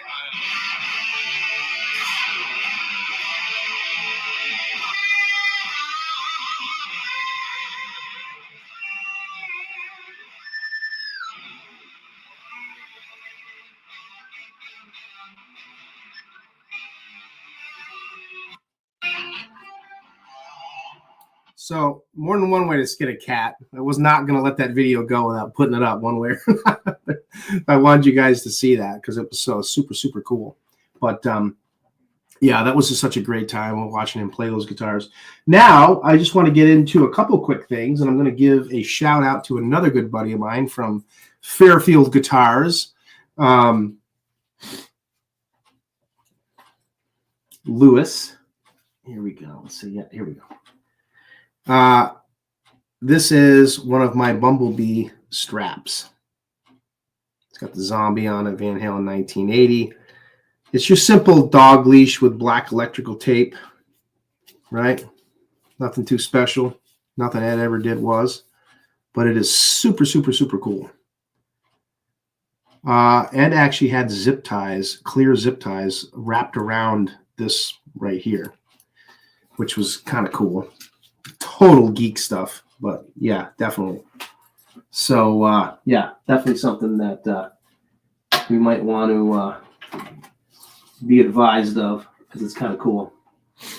So that was that one, and then the one that I forget who it was asking about it. This was a custom special version done by my good friend Lewis. And it is the seatbelt version of this, which you guys know where this came from. And it is legit. It is a real seatbelt, and it works as a guitar strap. Isn't that cool? This brings back some memories of the old Dodge Darts back in the early 80s. Super cool, huh, guys? So, yeah, if you have a Bumblebee, you got to have one of these, right? Definitely got to have those. Everybody's got to have one of those on there. So I do have a strap collection. So thank you for getting me, reminding me of that. I don't know if it was Hugh. I forget who it was. Was it Hugh? Was it you? I know today is not about the 5150, but you guys in the chat are the only people who might know. I texted with Scott from Music Craft the other day, and he mentioned that the original neck had a heavy roll. Heavy roll? What do you mean? Not quite sure on that. Is that true? Or did I get misinformation? Because I thought it looked quite sharp. Not quite sure what you're saying. Scott has handled the real neck a few times, so I'm not going to necessarily doubt him, but I agree that it looks sharp. Yeah. Oh, I know what you mean. Yeah. Hard to say. Yeah, I mean, Scott, our good friend Scott Smith, who has been posting some pictures of his amazing collection, puts mine to shame as far as numbers of guitars and whatever. Our buddy Steve Nowicki was down there a few weeks ago, or actually a few days ago, a week ago, whatever, and took some great videos, which I thought was great to see some of Scott's stuff. I've been to Scott's house and I've seen his stuff in person, but I thought it was great to see some videos pop out on it. Because, I mean, that's just, I mean, he's the ultimate. He's the guy that got me into it years ago. Brian Davies, how you doing? Let's see. What else we got? Ben Tom says, our good buddy Dave Nesdahl would have loved being here tonight talking about this with you. You know, it's funny you said that because I was just thinking about Dave the other day, and I remember being at Dave's house just a very few years ago. We were chatting about Dweezil, and I remember Dave had said something like, man, I'd love to get him on my show. I don't know how that would work, whatever, this and that and the other thing. And I really hope and pray and I guess believe that Dave is up there and was looking down and would have been proud of not just me, but our whole community for being able to do this. I mean, yeah, it was great, that I made a new friend. It was great that Dweezil was here at my place, but, and it's super, yeah, that's awesome. I'm, I have nothing but amazing things to say about that. But I think the best thing about all of it is that we get to share that with everybody, and he's part of the community now, our Van Halen community, and to be able to share all that with you guys and have you guys see that, and and that's only going to make stuff get bigger and bigger and bigger. That's what I keep saying all the time. It's just great to be a fan. It's great to build this stuff. I'm still learning every day. I mean, I'm learning stuff from the chat tonight after 30 something years of doing this stuff. I'm still learning from you guys, and that's what makes it fun to me.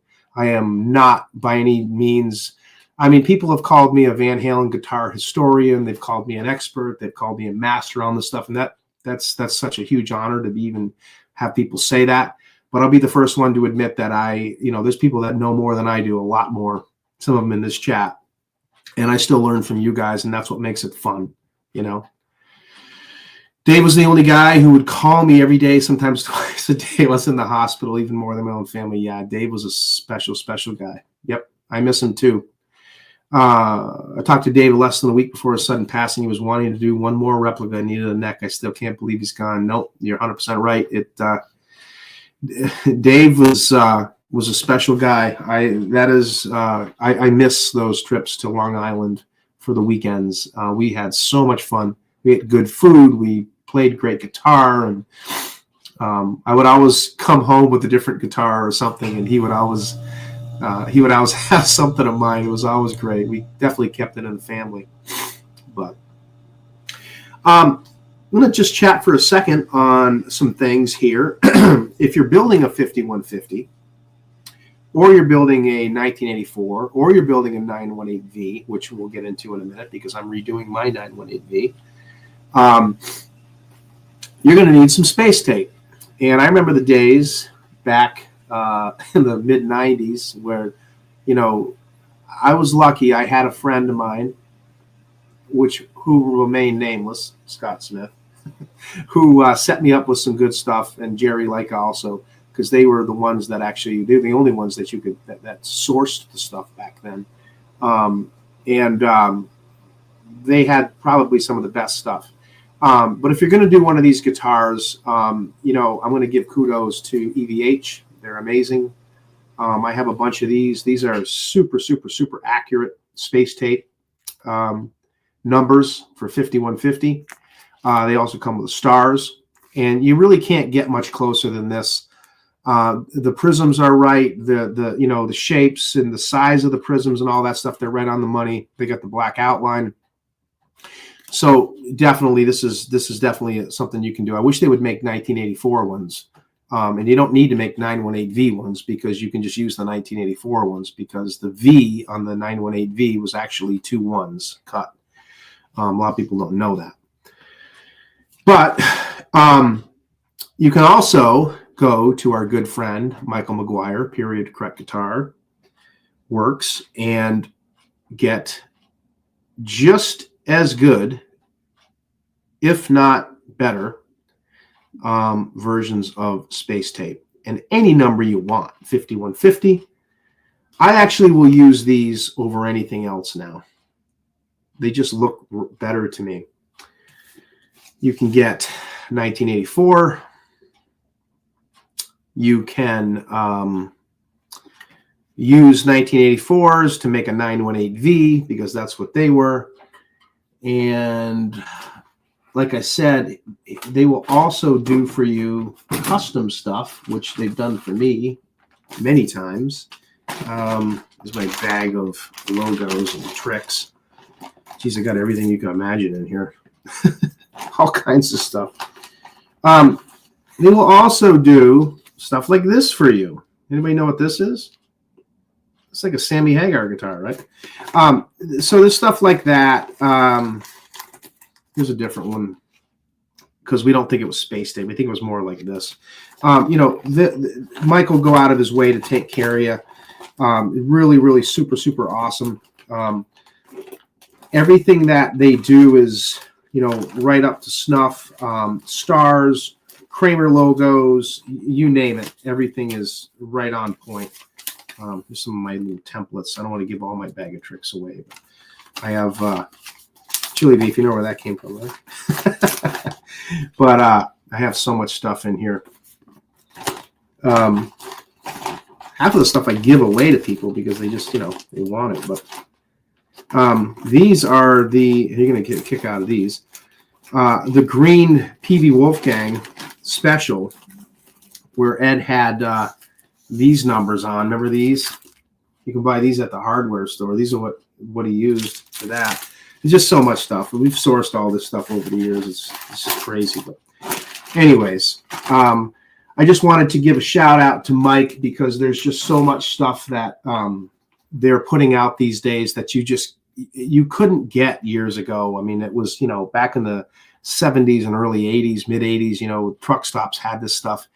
And I remember seeing Space Tape when I was a kid. I remember seeing it on people's skateboards and mailboxes. And gosh, I remember it. And of course, when I got into this stuff in the mid 90s, you couldn't get that stuff. It's like, you couldn't get in the time machine, and go back. But really cool stuff.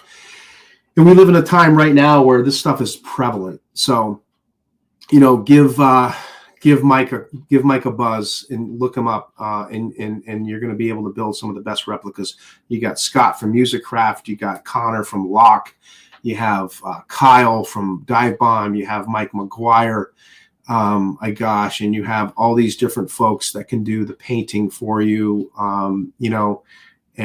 just awesome stuff. I still have the 1993 5150 stickers you sent me. I'm waiting to get an Access guitar. Yeah, no problem, buddy. I'm glad. Sorry it took so long to get them to you. I kept forgetting. And then we got into the holidays, David Rich, how you doing, man? Living vicariously through your collection, Rob. If I got into the EVH replica game, I'd go off the deep end with it. I have a quarter and a non-fine tuner Floyd for the day I decide to do a Frankie. That's awesome, Dave. Keep me in the loop. Anybody that wants to follow me on Instagram, it is Rob CJ 5150 and Rob Johnson on Facebook, and of course, subscribe to my YouTube channel, Rob 5150 EVH, and send me a message. If you send me a message on my YouTube channel, I don't get those nearly as much as I would on Instagram. I get to 99% of my Instagram messages unless you don't follow me. Sometimes it goes into like a hidden request message or something like that. And sometimes I don't get those. I try to stay up with them. But if you're sending me messages on YouTube and you don't get a response, it's just because I don't check those messages very often. All right. Well, I got a few other things I want to chat about and show you guys, which I thought you'd like.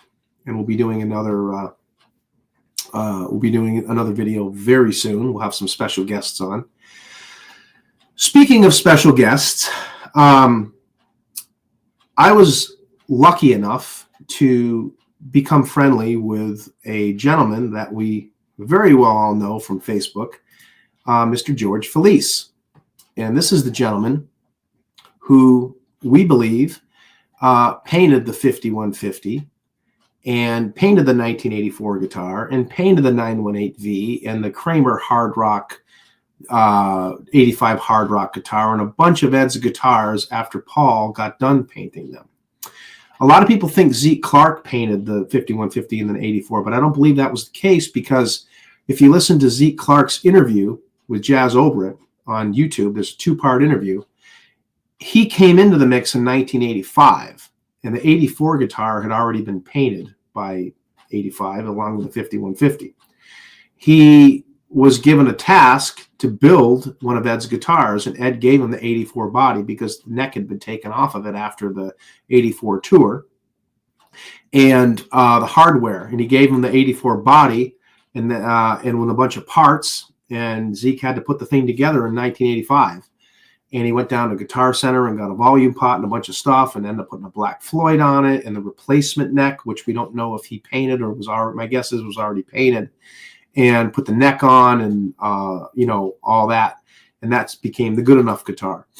So these guitars had already been, those guitars had already been painted by the time Zeke came in. So if Zeke did paint any guitars, it was after the 5150, the Hot for Teacher, and the 1984 guitar. So we believe George painted these guitars. And I was talking with George back a few weeks back, and George is going to be on my show, and we're going to have some conversations on his time at Kramer and his painting techniques and whatever he allows me to ask him. And I don't want to step on, ask any questions that would, make him uncomfortable, obviously. I mean, George and I have been friends for a while, Facebook wise, but we've talked on the phone. I've never met him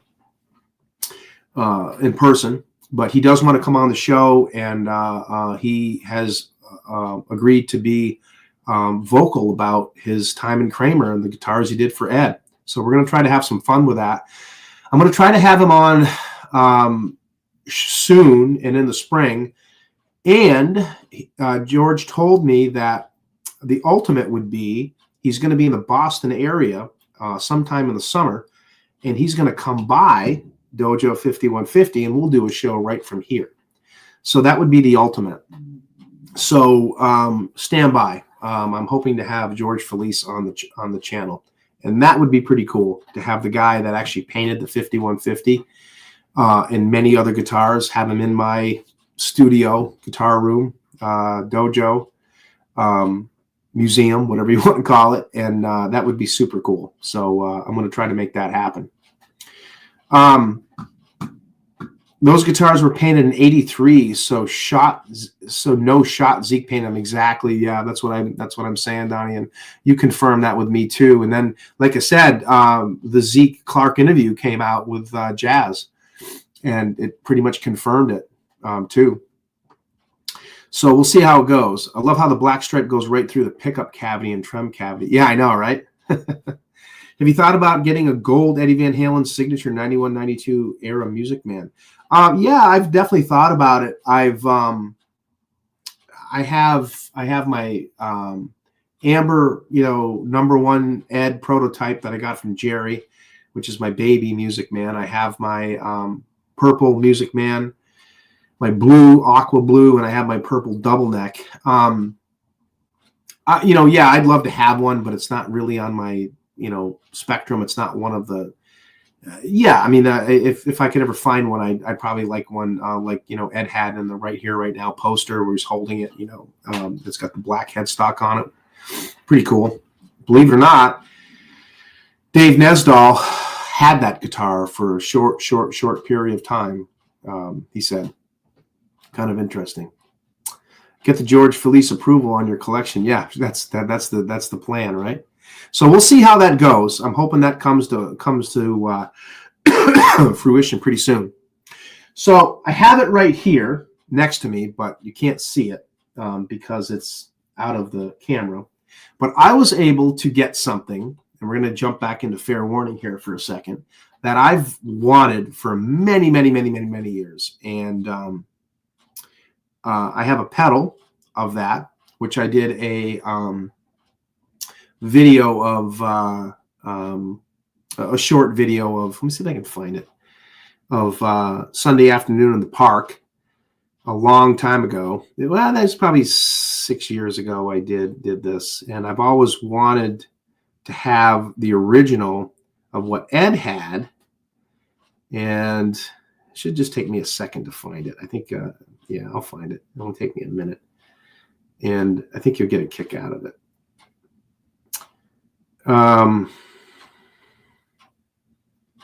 Where is it? Where is it? Almost there. And I know the suspense is killing you guys, isn't it? I hate having to do this on my, oh, here it is. So this is me playing Sunday Afternoon in the Park with an Electro Harmonix mini synthesizer, micro synthesizer pedal. Mhm.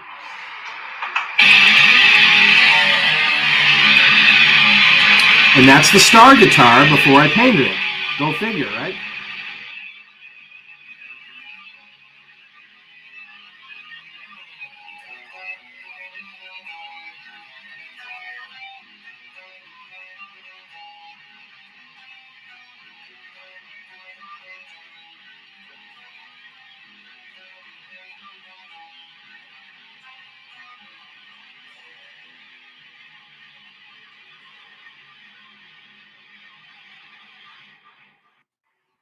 So, anyways, that was kind of cool. I just played a little bit of it. I didn't learn the whole song, but I never really had it was cool to have, and I still have it, and I really haven't ever hooked it up since then. That was probably back in 2020, 19 or 20. So it's like 5 years ago, 6 years ago.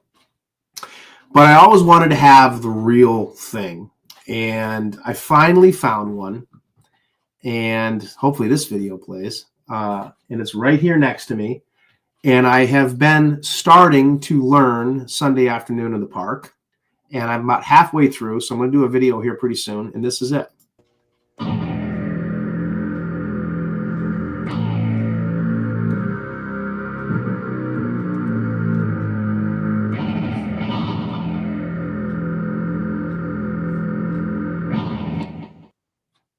Just a short one. I just wanted to put something up just to show you that came in. It's on my Instagram.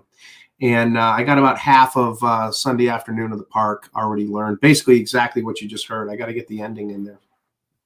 But I have the intro to it. And what I have is I actually have it. It's so cool. It's got an inboard speaker. But, it sounds better when you run it through an amp. So I have it going through my 15-watt solid-state Marshall. And I have an MXR flanger. Hear that? You guys know what that is, right? That sound, yeah. And because there was a flanger on it too. So it has that growl. It's basically this tiny little, it's about this big. And it's got 25 keys on it total. But it's got all these different knobs and levers on it. And you can just make the thing growl. It sounds way better than it should for this plastic cardboard thing, but they are so hard to find. It's an original Electro Harmonix mini synthesizer, and that's what Ed used on the Real Sunday Afternoon in the Park, and Wolfgang actually did a video of that a few years back too. So it's kind of cool, so I thought I'd just show you that one more time.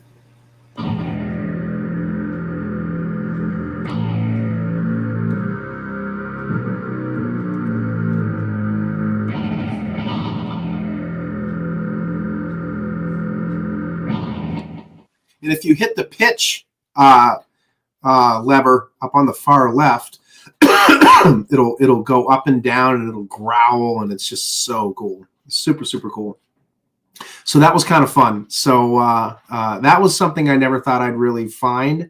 They are not easy to find. I'm still looking for one of those nasty cordless units too, so just for my collection. But The nasty cordless and this thing are two things that I've been searching for a long time, and I was able to find this. So it's pretty cool. So pretty neat. So that's something I thought you guys would like. So stay tuned. That'll be coming out. Yeah, Ben Thompson, it's pretty cool. Only has 4 filters, very basic. I know it's so simple, and it's something that like a child would mess with, but the sounds that the thing gets out of it, they're just deadly. It's like the thing should not sound that cool, really. And they were made back in the mid to late 70s. And they were just cheap. And this one, lucky enough, I had a guy, he completely rebuilt the thing. So it's original, but I mean, it's just, it's all gone through, and it doesn't look like it was used very much at all. So I lucked out with it. So that was definitely pretty cool. Another thing that I was just going to show you guys, thought you'd get a kick out of. I don't travel nearly as much as I used to, but I do like to travel a little bit here and there. Sometimes my wife and her kids and I will take off for, a weekend to the beach, or we'll go on vacation. We're actually going to be in a wedding in Lake Tahoe. My wife Jessie's one of her best friends is getting married in Lake Tahoe in end of July, and she's the maid of honor. So we're flying out to Lake Tahoe on the California side. So I've never been to Lake Tahoe, so that's kind of cool. Don't know what that has anything to do with anything, but whatever. I'm just pumped that I'm going to finally get to go to Lake Tahoe. But travel sometimes, and when I'm in a motel room or whatever, I like to bring a guitar and mess around with it. When I have some free time, if I'm not working out or doing whatever, and I got some time to myself, I like to play a guitar. So it's always nice to have some kind of a sound system or whatever. So Steve Nowicki, when he came to my wedding, was at an Airbnb with my other friend Matt, and Matt and Steve were there, and Steve's playing to this tiny little Black Star Fly like amp. So I'm like, that is super, super cool. And it sounded pretty damn good for just this tiny little thing, the size of a, half the size of a toaster oven. I mean, it's just tiny. I mean, little thing, you'll see in a second. And of course, me, I had to do something to offset the Black Star logo. So I turned it into a 5150 Fly. It's got these little MXR knobs on it. This is strictly a travel amp, but I'm telling you, the thing just sounds absolutely incredible. It's got, gain. It's got a overdrive, volume, EQ, delay on the timing. It's got a delay timer, and you can put in headphones or a line out. Pretty super cool. Pretty basic. Battery operated. It's got a DC power cable too, which I have. But I went on Etsy, and I got one of these 5150 logos, and because you have them custom fit for the size you want, from somebody's 3D printer, I'm sure. And it's just a little bit of Gorilla Glue, and boom, that's what you get. So I got a 5150 made by Black Star. Hey, you know what? More than one way to skin a cat, as I always say, right? So I thought that'd be kind of cool. So, and I tell you, no, they don't sound like, my THR 10X or my 5150 combos, or certainly my Wet Dry Wet.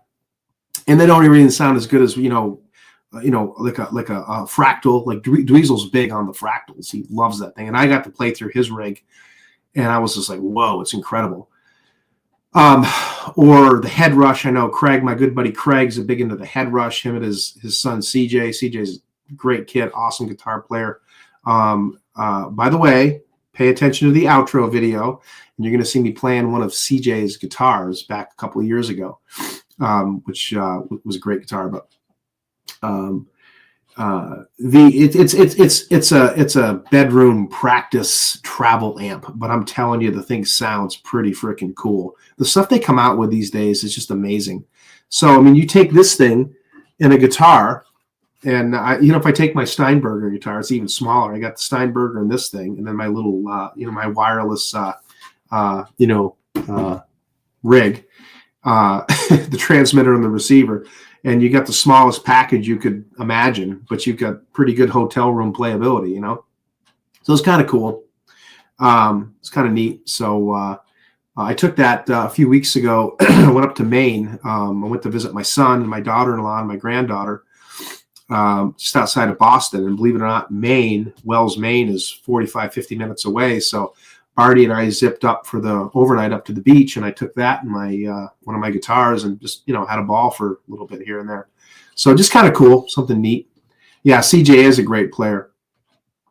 100%, they could have done something that had the same vibe as the THR with small speakers, and they would have sold a ton of them, especially if they strike. I know. It's the stuff that they don't do to me just boggles my mind. Like, I don't know. But that being said, I will say that with all the stuff that's coming out, the 84 stuff that came out, the 78 live footage that came out, it's all great stuff. It's unfortunate it has to come out from, folks that leak it out on YouTube, but it's better than nothing. I'm hoping one of these days Van Halen actually, whether Wolf or Matty or Al, or a combination of three. Steve Lukather is kind of in the mix now, I guess. He's helping bring, resurrect audio that, Al and Ed had put together. Who knows what we'll get out of that? I hope it's something really cool. I'm sure it will be. It's exciting to be a Van Halen fan still. Eddie is gone but not forgotten. And the Van Halen legacy is going to continue on, and it's up to people like us to continue to help it thrive, so to speak, But there are some no-brainer things that it's just kind of like, why wouldn't you do that? But it's just such a, but it is what it is. So we'll just keep doing it ourselves. And when they're officially released, we'll jump on board too. But I guess that's what makes it fun, to be a fan. It makes it fun to be a Van Halen fan. And I love, like I said earlier, I love what Wolfgang is doing. I love his music. I love seeing him live. I would love to meet Wolfgang one day. I would love to meet this guy. He's not a kid anymore, but he's just a massive talent and super humble, cool, chill guy. And he's just booming with talent, and I'm glad to watch him thrive. But we'll see what comes up. But I think being a Van Halen fan is going to continue to be super cool. So we're winding down. I'm going to show a couple other things, and then we're going to say our goodbyes, and we'll put together another show pretty soon. But I want to show you guys what I've been working on, and what's a couple things that are going to be coming up in the mix. People ask me all the time, "What's your next project? What's your next project?" Well, I always say that my next project, I don't have room for anything else. But what I will tell you is that I think I'm probably going to have to do one of these. And you guys know what it is. It is the Kramer Pacer that Ed played very rarely, that there's just new footage of him playing it at the Washington Capitol Center, the Largo show that I think was the first or the second night. I forget which one it was that just surfaced out. And he plays it in the encore. He plays it for Bottoms Up and You Really Got Me. And we'd seen pictures of this. I did have one of these replicas about 5 years ago, and I got rid of it. And, now that there's footage of it, it's like, gosh, I got to have another one. So I'm probably going to be doing one of these here eventually. So stand by. That'll be kind of a fun one.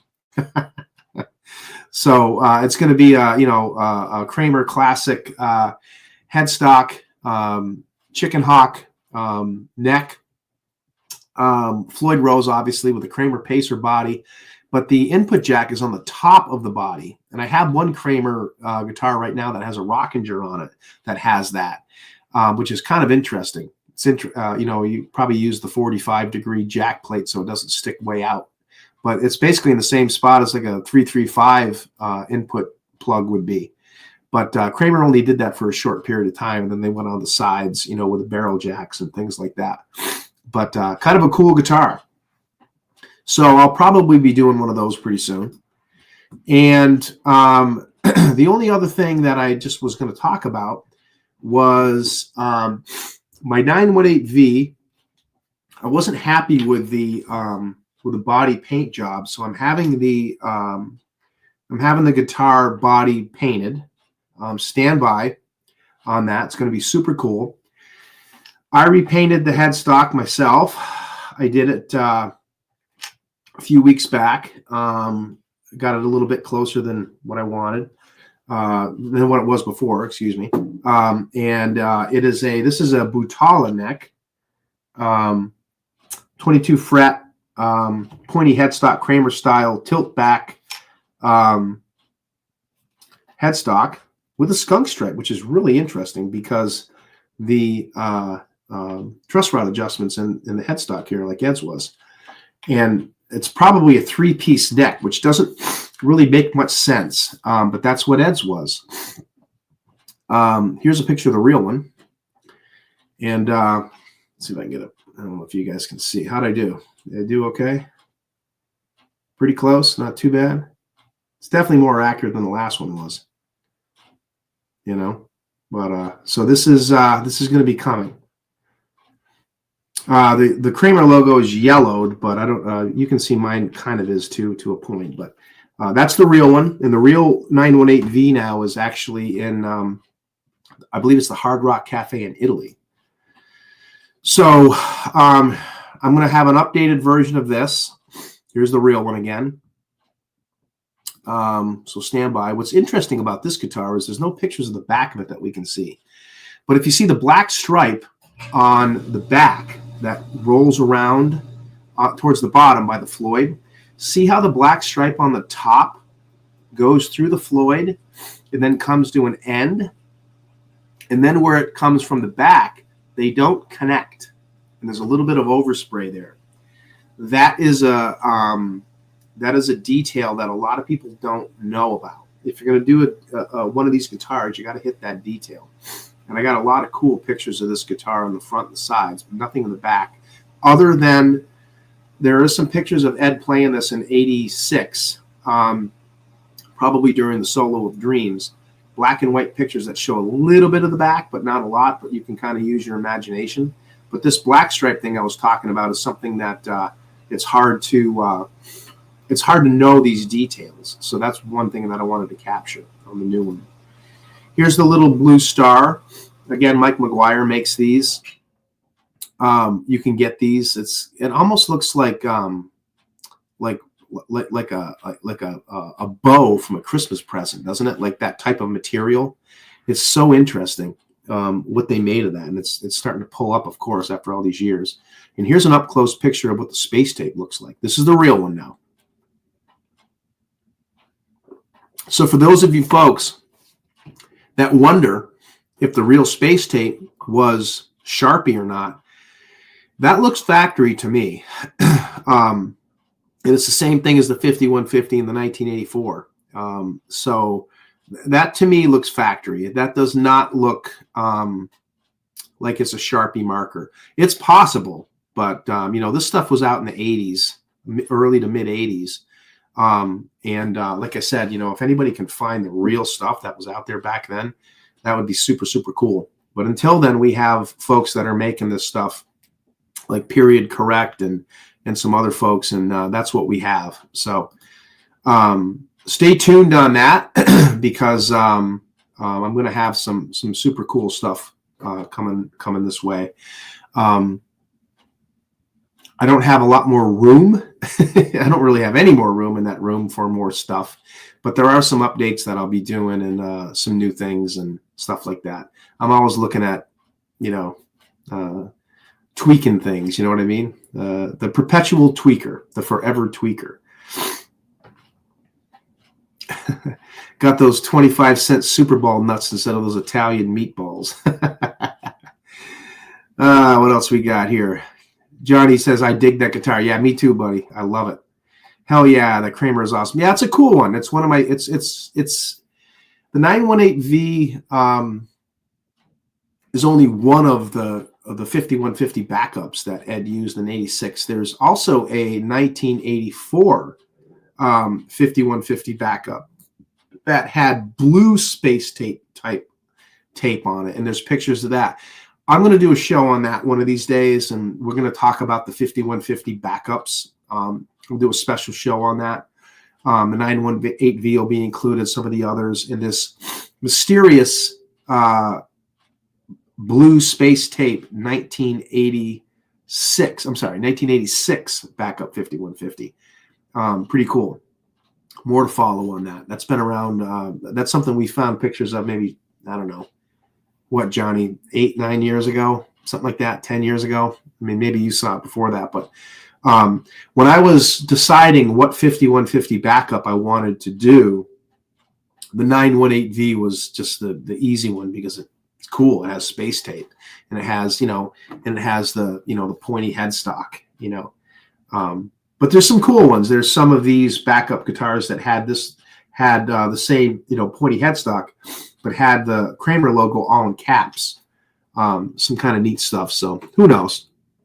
But we'll be following up with some new additions here one of these days. Let's see. Kurt, I like that. After listening to a few of the Van Halen songs that involve the keyboard, which one is your favorite and why? Gosh. I don't want to pull an Eddie Van Halen and say like, oh, that's like asking me which my favorite kid. I won't do that to you. Are you talking any of the keyboard songs? What's my favorite? Gosh, that's a tough one. I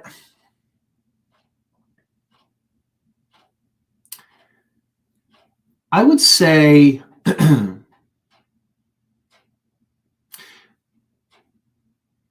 gosh, it's tough. I would say probably When It's Love. I mean, that's just I just like that song. It's a great ballad. I love Love Walks In. I love Dreams. I love, Not Enough. Right Now, Jump. I mean, obviously all of those, they're all just awesome. I'll Wait. Sunday Afternoon in the Park. One Foot Out the Door is also the Electro Harmonix mini synthesizer. Cradle Will Rock. I mean, they're all, there's so many keyboard tunes. Why Can't This Be Love? Feel So Good. I would say probably When It's Love is my favorite. But they're all just super, super cool. 918V. So 5150 is an escaped mental case. 918V is also an escaped mental patient, but a violent one. That's what the V stands for. California Police Code. 5150, mental case, not violent. 918V, mental case, violent. Which is kind of cool.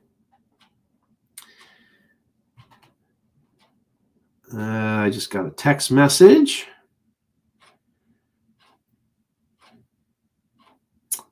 Not the right body, but funny you brought it up on the show. Maybe I'll have to have you do this for me. Justin just sent me this picture. Must be working on that. I might have to have you do that for me.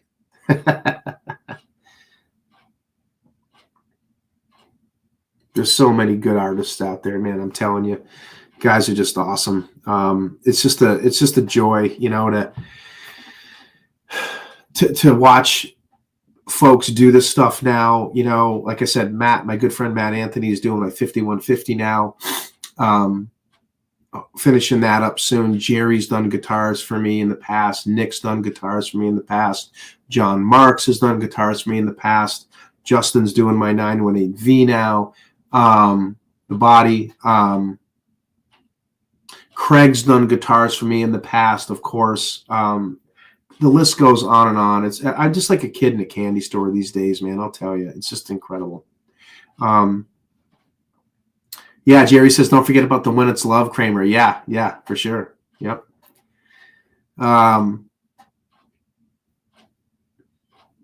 To this day, I think I'll Wait sounds weird with David Lee Roth's voice. Yeah, it does. It's a great song, though. It really is. And, there's a guy on YouTube that I started following, and he's doing all of the Van Halen keyboard songs, and he's got an Oberheim OB8 synthesizer, and he's nailing it. And he also has an Electro Harmonix mini synthesizer too, and he did Sunday Afternoon in the Park and one foot out the door.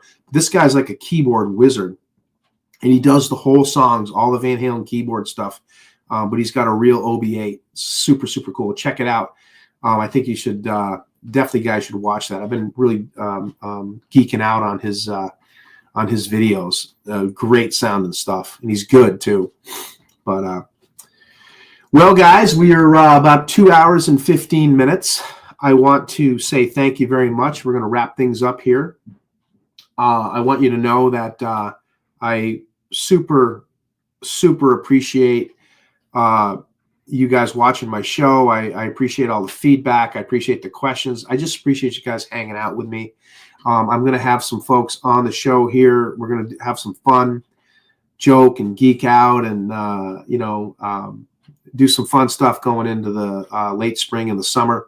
I'm going to promise you that I'm going to be putting together some other shows. I'm going to be talking about some different guitars and their tours of duty, so to speak. We hit the Bumblebee and the Star tonight, and a few other ones a little bit.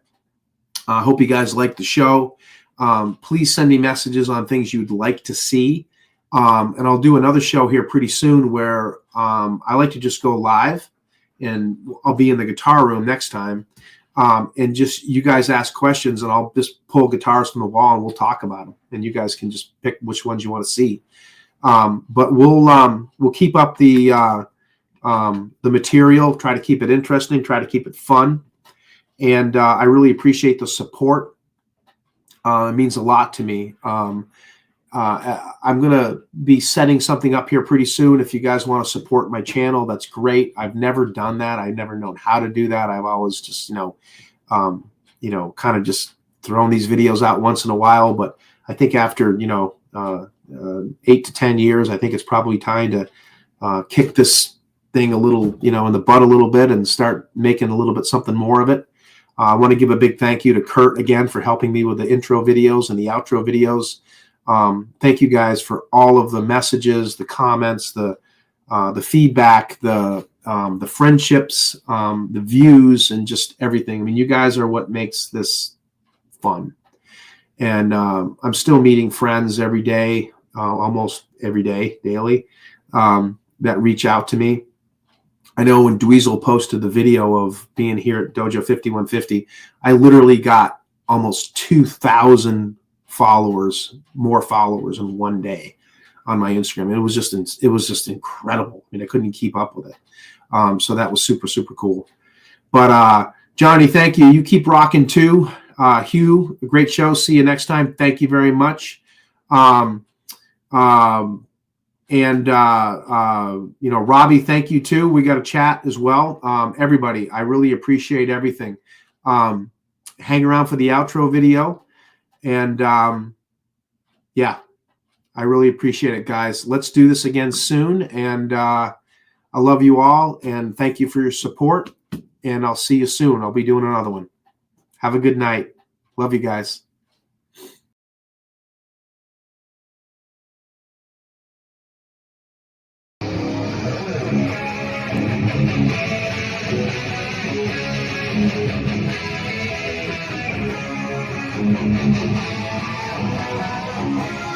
Thank you.